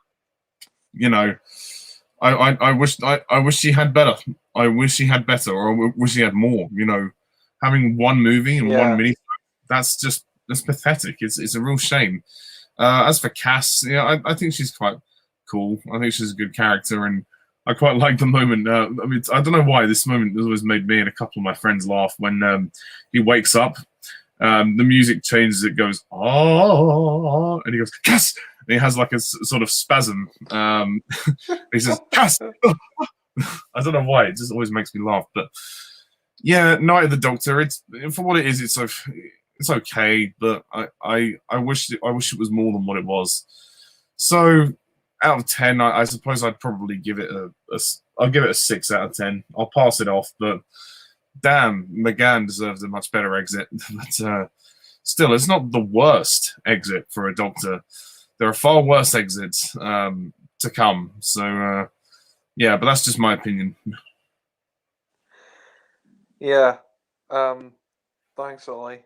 Well, Night of the Doctor. I kind of have to agree with Ollie in some respects. I do think it is pretty disappointing that we fans had to wait nearly 20 years. What did they get? A 7 minute.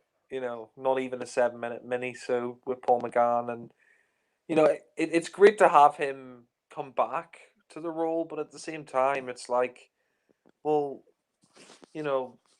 what's the point? You're just gonna have him have a brief regeneration. It's like, why not give him a full 45-minute episode? I mean, it's not that hard, Moffat. It's really not that hard. Yeah, I think parts of Night of the Doctor are I mean, it's fun. Night of the Doctor is a fun minisode, but I do think it's a lot of it's wasted potential because all we have of Paul McGann is, like Ollie said, a movie and a minisode. I mean, it's pathetic. I mean, the guy's a great actor, and he deserves like people go on about Colin Baker being cheated out of the role, and yeah, you know, it was unfair that he was fired after his second season, but at least he had 2 seasons and one story. Technically, I guess you could say he did 3 seasons because of the twin dilemma. But Paul McGann, all he got was a fucking movie and a minisode, and I feel bad for Paul McGann because I just think he could have been a really really great Doctor, and we get this, and while it is good, I will say Now the Doctor is a very good minisode. It just feels like been there, done that, seen it all before. I mean, I think the beginning is pretty cool, like where he's with Cass and he's like, "Oh, I'm the Doctor, probably not the one you were expecting," and then Paul Yeah. McGann, he just instantly clicks back into the role. I mean, it's amazing how 20 years have gone by and he doesn't feel rusty. He still feels like he still feels fantastic, and then you see him go off, and I do like the stuff here, the Time War, like basically Moffat said he didn't think that the Eighth Doctor would have been the Time War, and I kind of agree from now. Like I used to think, yeah, the Eighth Doctor was in the Time War, but I mean his Doctor is more of a gentle romantic Doctor. He wouldn't want to be involved in war like that, and then you see that you know he's separated from Cass because she says the Time Lords and the Daleks, who could tell a difference anymore because this war's just gone on for so long, and that's a great thing about the Time War. I mean, I'd love to see a TV series, but at the same time, I'm glad that we don't because we could just imagine it, imagine it in our heads, and I think that's what's great about it. Excuse me. But yeah, McGann, yeah, it is quite funny when Ollie says that bit where he's like, "Gas!" Yeah, it is pretty funny.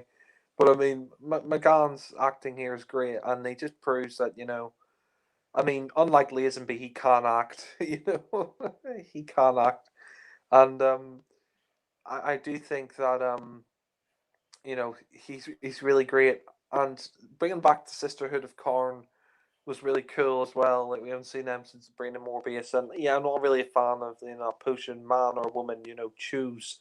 It is kind of stupid, like how he can do all that, how he can regenerate and things like that, and yeah, like into a woman, it's just just more PC shit that you have to throw in there, Moffat. That let's just keep breaking the continuity all the fucking time. Ugh, just really dumb. But no, it was fun. Now the Doctor, I will say that it does give you a nice little snippet of the Time War, and that's why it kind of annoys me they've never done like a Time War TV series because I think if they did it now, you could get more people interested in the show because no one's watching the show anymore.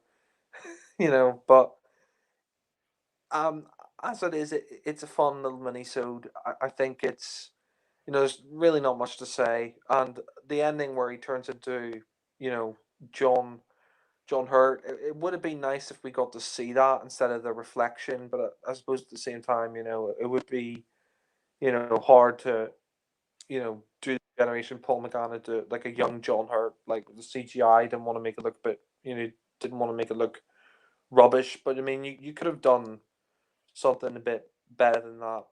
Um, but yeah, I mean, I think it's fun for what it is. I don't think it's like out of this world amazing. I don't think it's like the best thing since sliced bread.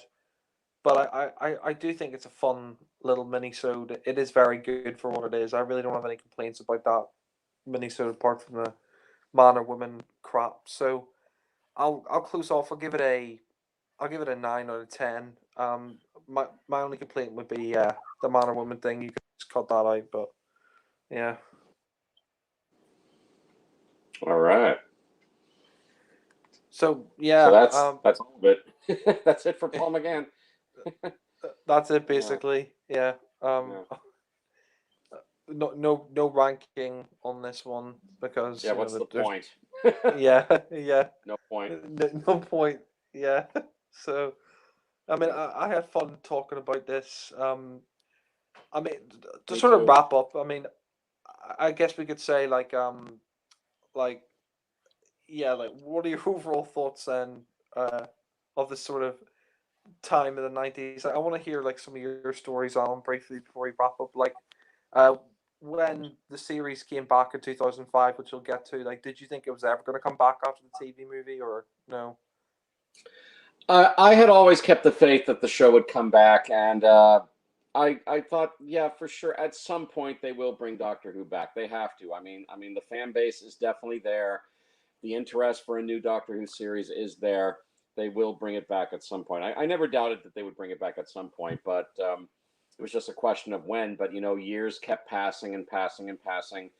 And in the meantime, they kept releasing the Doctor Who stuff on tape, and then when they finally finished releasing all the classic Who on tape, and then of course DVDs came around. They then started releasing the classic Doctor Who stories on DVD, and of course I started buying those, all my favorite classics. And of course the Doctor Who novels and graphic novels kept being published, and of course there was never uh, an end to the Doctor Who toys. There's always Doctor Who toys on the market you could buy, and of course there was always Doctor Who conventions happening. So even though the show wasn't on, the fandom kept the whole Doctor Who thing alive. So I never doubted they would bring the show back. Although I was surprised that it would be quite a few years. Yeah, 9 years since the TV movie before the show would finally come back properly. Although I was disappointed that it did not come back with Paul McGann as the Eighth Doctor, and I know a lot of fans were disappointed with that, as was I, because I mean he was the most recent Doctor. He was cheated out of a proper Doctor Who series, and he was still in great shape. So why not just pick up where they left off and have Paul McGann come back as the Eighth Doctor? But I guess their attitude is, well, you know, we're bringing back a brand new, fresh Doctor Who series, and we just feel it would be best to kick it off with a brand new, fresh Doctor. So I don't even think Paul McGann was even asked to come back in 2005, and instead they went with Christopher Eccleston. No disrespect to Christopher Eccleston, he's a terrific Doctor himself, but I really do feel that was the golden opportunity to bring back Paul McGann, especially since, you know, the man is still in great shape and still looks great, and I don't see why they couldn't have had him kick off the new series, but oh well, they chose to go with another actor.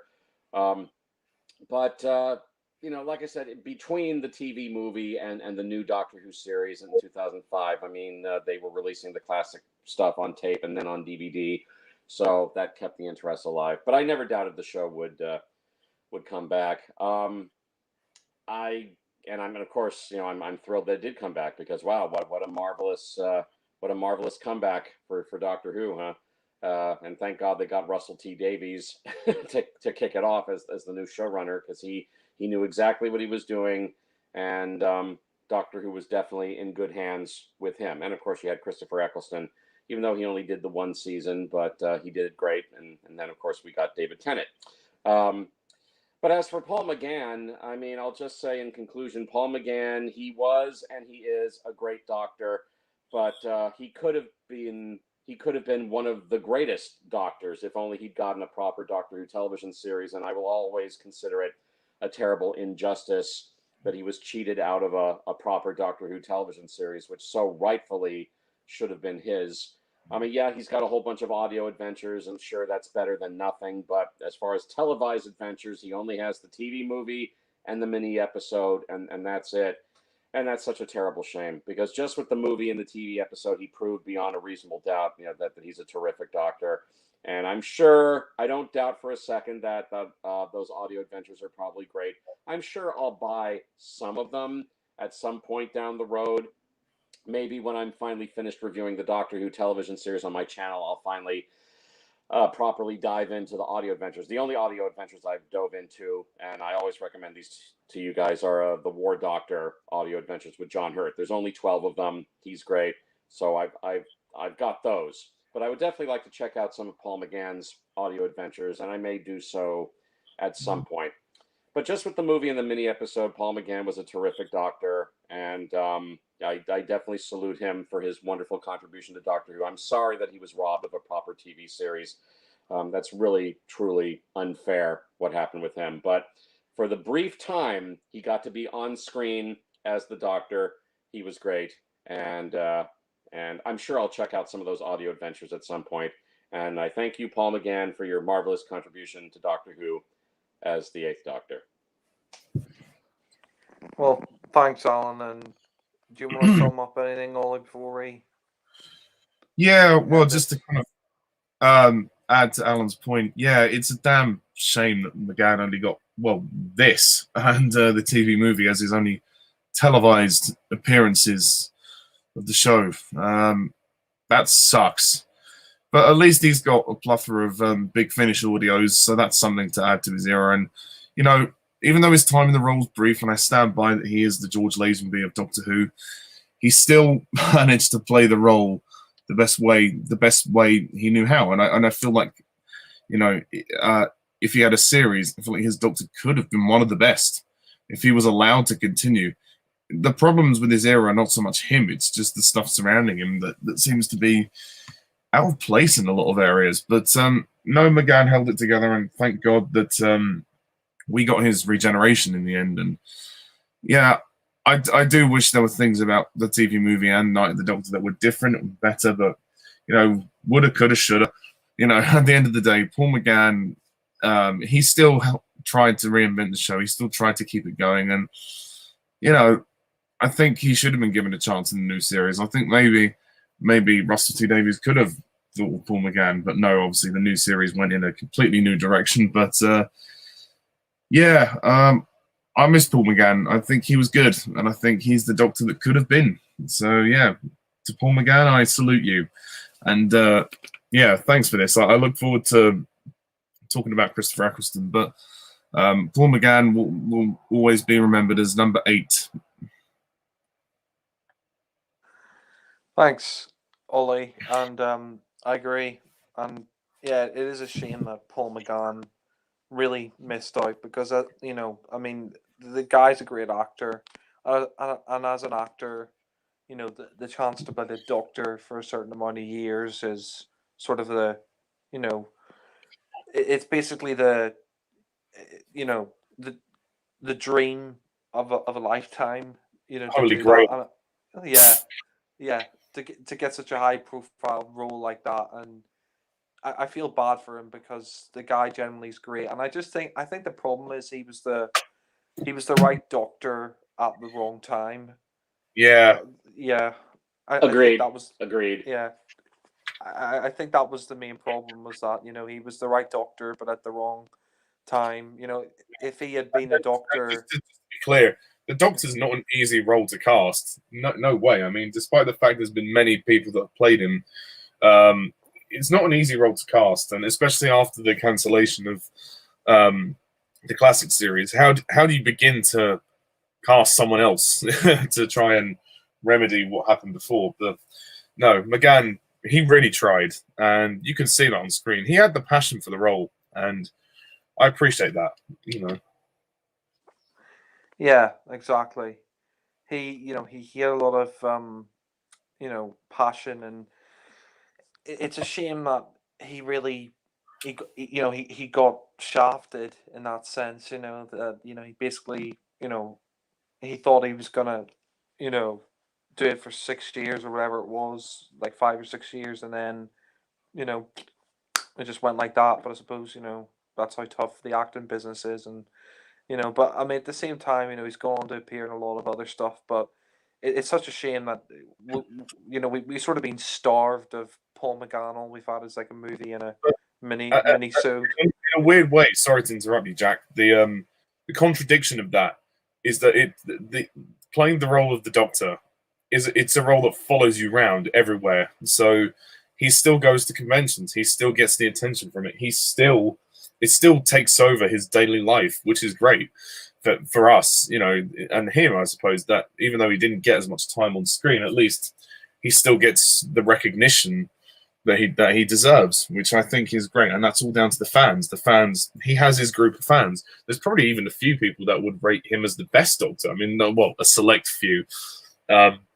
I can't call him the best Doctor just based on the lack of stories, but you know, I appreciate that he goes to conventions and still does all of that, and fans still respect him a lot for what, no matter the quality of his on-screen stories. I think he's the Doctor I think people respect the most, or one of the most. I think. Yeah, and I think Paul McGann, like from all the interviews I've seen, he's like a really nice guy. Like you know, he's a really down to earth, nice guy, and Mm. you know, and I think I think it's a crying shame that he never got a series. I mean, McGann himself said he doesn't feel like a proper Doctor because he never fought the Daleks on screen, and I feel bad for him because I mean, even though he does have all those audios, and I'm sure they're fantastic. I've listened to some of them. You know, I mean, there's a big difference between acting on screen and acting in a you know a sound booth or whatever. You know, acting out plays. You know, I mean, that is fun. But I suppose, I mean, yeah, he got the recognition, and it is great. And I suppose you know he has to be grateful for that, and I would be grateful for that as well. But I mean, suppose you know on the other side of the coin, it's like, well, you know, it didn't really take off for him, and but I mean, I have to, you know, give him props, and the guy's a really nice guy, and I think he was a great Doctor, and it's a shame that you know he was the right, you know, I think he was the right actor, he was the right Doctor at the right time, but unfortunately, it was the wrong time for the show when he was cast. You know, it was the wrong time for the show, but uh, no, I think he's great, and you know, hopefully, I mean, we never know. I mean, maybe in the future he will get a series, but hopefully he does. And if he doesn't, well, he's still got the audios. He's still the Doctor, even though technically he's only played the Doctor twice on screen. So, Yeah. Yeah. I mean, he's part of a very select few people who could say that they are the Doctor. So that's a great thing. And if you as think well. about it, Yeah. he played it longer than John Hurt. There is that. Yeah, I guess so. Yeah. I guess so. Yeah. That's true. But then Yeah. John Hurt was only intended to be in, well, the one story, Day of the Doctor, but obviously audio adventures have now come along. So, yeah, but when you talk about on-screen appearances, yeah, McGann has a slightly longer era than the War Doctor. Slightly, yeah. Yeah. Yeah. Well, a massively longer era if you count all the audios. I mean, he's got tons and tons of them. But yeah, no, I mean, I've had fun talking about this. Next time, yeah, it's kind of funny. We really do want to hang out with Paul McGann, but yeah, next time we'll be talking about the new series of Doctor Who. We'll be talking about when Doctor Who came back, and that's So when just me to be and clear, Ollie. Jack, sorry to interrupt. Are we going to rank all of Paul McGann's series and rate them out of 10? Or are we going to skip Yeah. that? Yeah. Yeah. Yeah. Oh no, yeah. Yeah, well, there's no point, There's no there point. really is no point. Yeah. So number 2 is Yeah. Okay. I I mean, if you yeah, really so- want me to, okay. Number 2 would be Doctor Who the movie. Number 1, The Night of the Doctor. Thank you. Yeah. There. all right. I swap it around, but fair enough. Fair enough. Yeah, yeah. I still give both of them a pass, though, for McGann. Yeah. So for you, it's 12 out of 20 for his era. I guess for me it would be 15 out of 20. 15 out of 20. I thought you gave both the 6. I actually give The Night of the Doctor a 9 out of 10. Oh, 10. sorry. And Doctor Who the movie 6 out of 10. So there you go. Sorry, I missed your rating for Night of the Doctor. Yeah, for Yeah, me that's it would be 13. Yeah. Like Okay. the movie is 7 and the Night of the Doctor is 6. So yeah. Yeah. Still over there. Yeah. For me, the I TV mean, as movies. era, it's well. Yeah. How would you describe it? Because I don't know. A very long era. I mean, McGann said a funny thing, like people call it like the longest and the shortest. Because technically, I guess you could say he did it for 9 years until Eccleston came back. But Yeah. yeah, When you think of the Paul McGann era, it is was kind of a nothing era, but at the same time, you have to appreciate it for what it is because that's all you get of the 8th Doctor. So Yeah.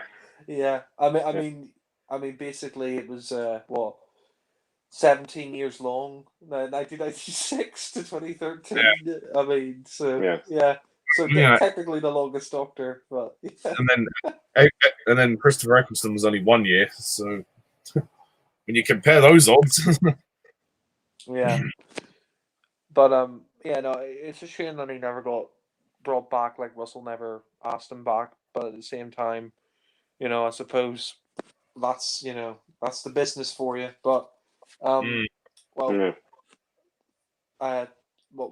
anyway, I mean, we've gone on long enough. I think it's been fun talking about the short but sweet. I guess you could say that's what I'll say because I like both of these stories. The short but sweet Paul McGann era. So short but sweet. Yeah. So we'll see you all next time for series 1, and we're probably going to split that into 2 hangouts because I don't know, like we don't want to be on for ages and ages and ages talking about series 1. Yeah, you're right. Split that. 13 episodes. 13 episodes, 10 stories. Yeah. Yeah. So yeah, it's been fun. So bye guys. Bye. Take care. Thank you for watching and listening. Thank you.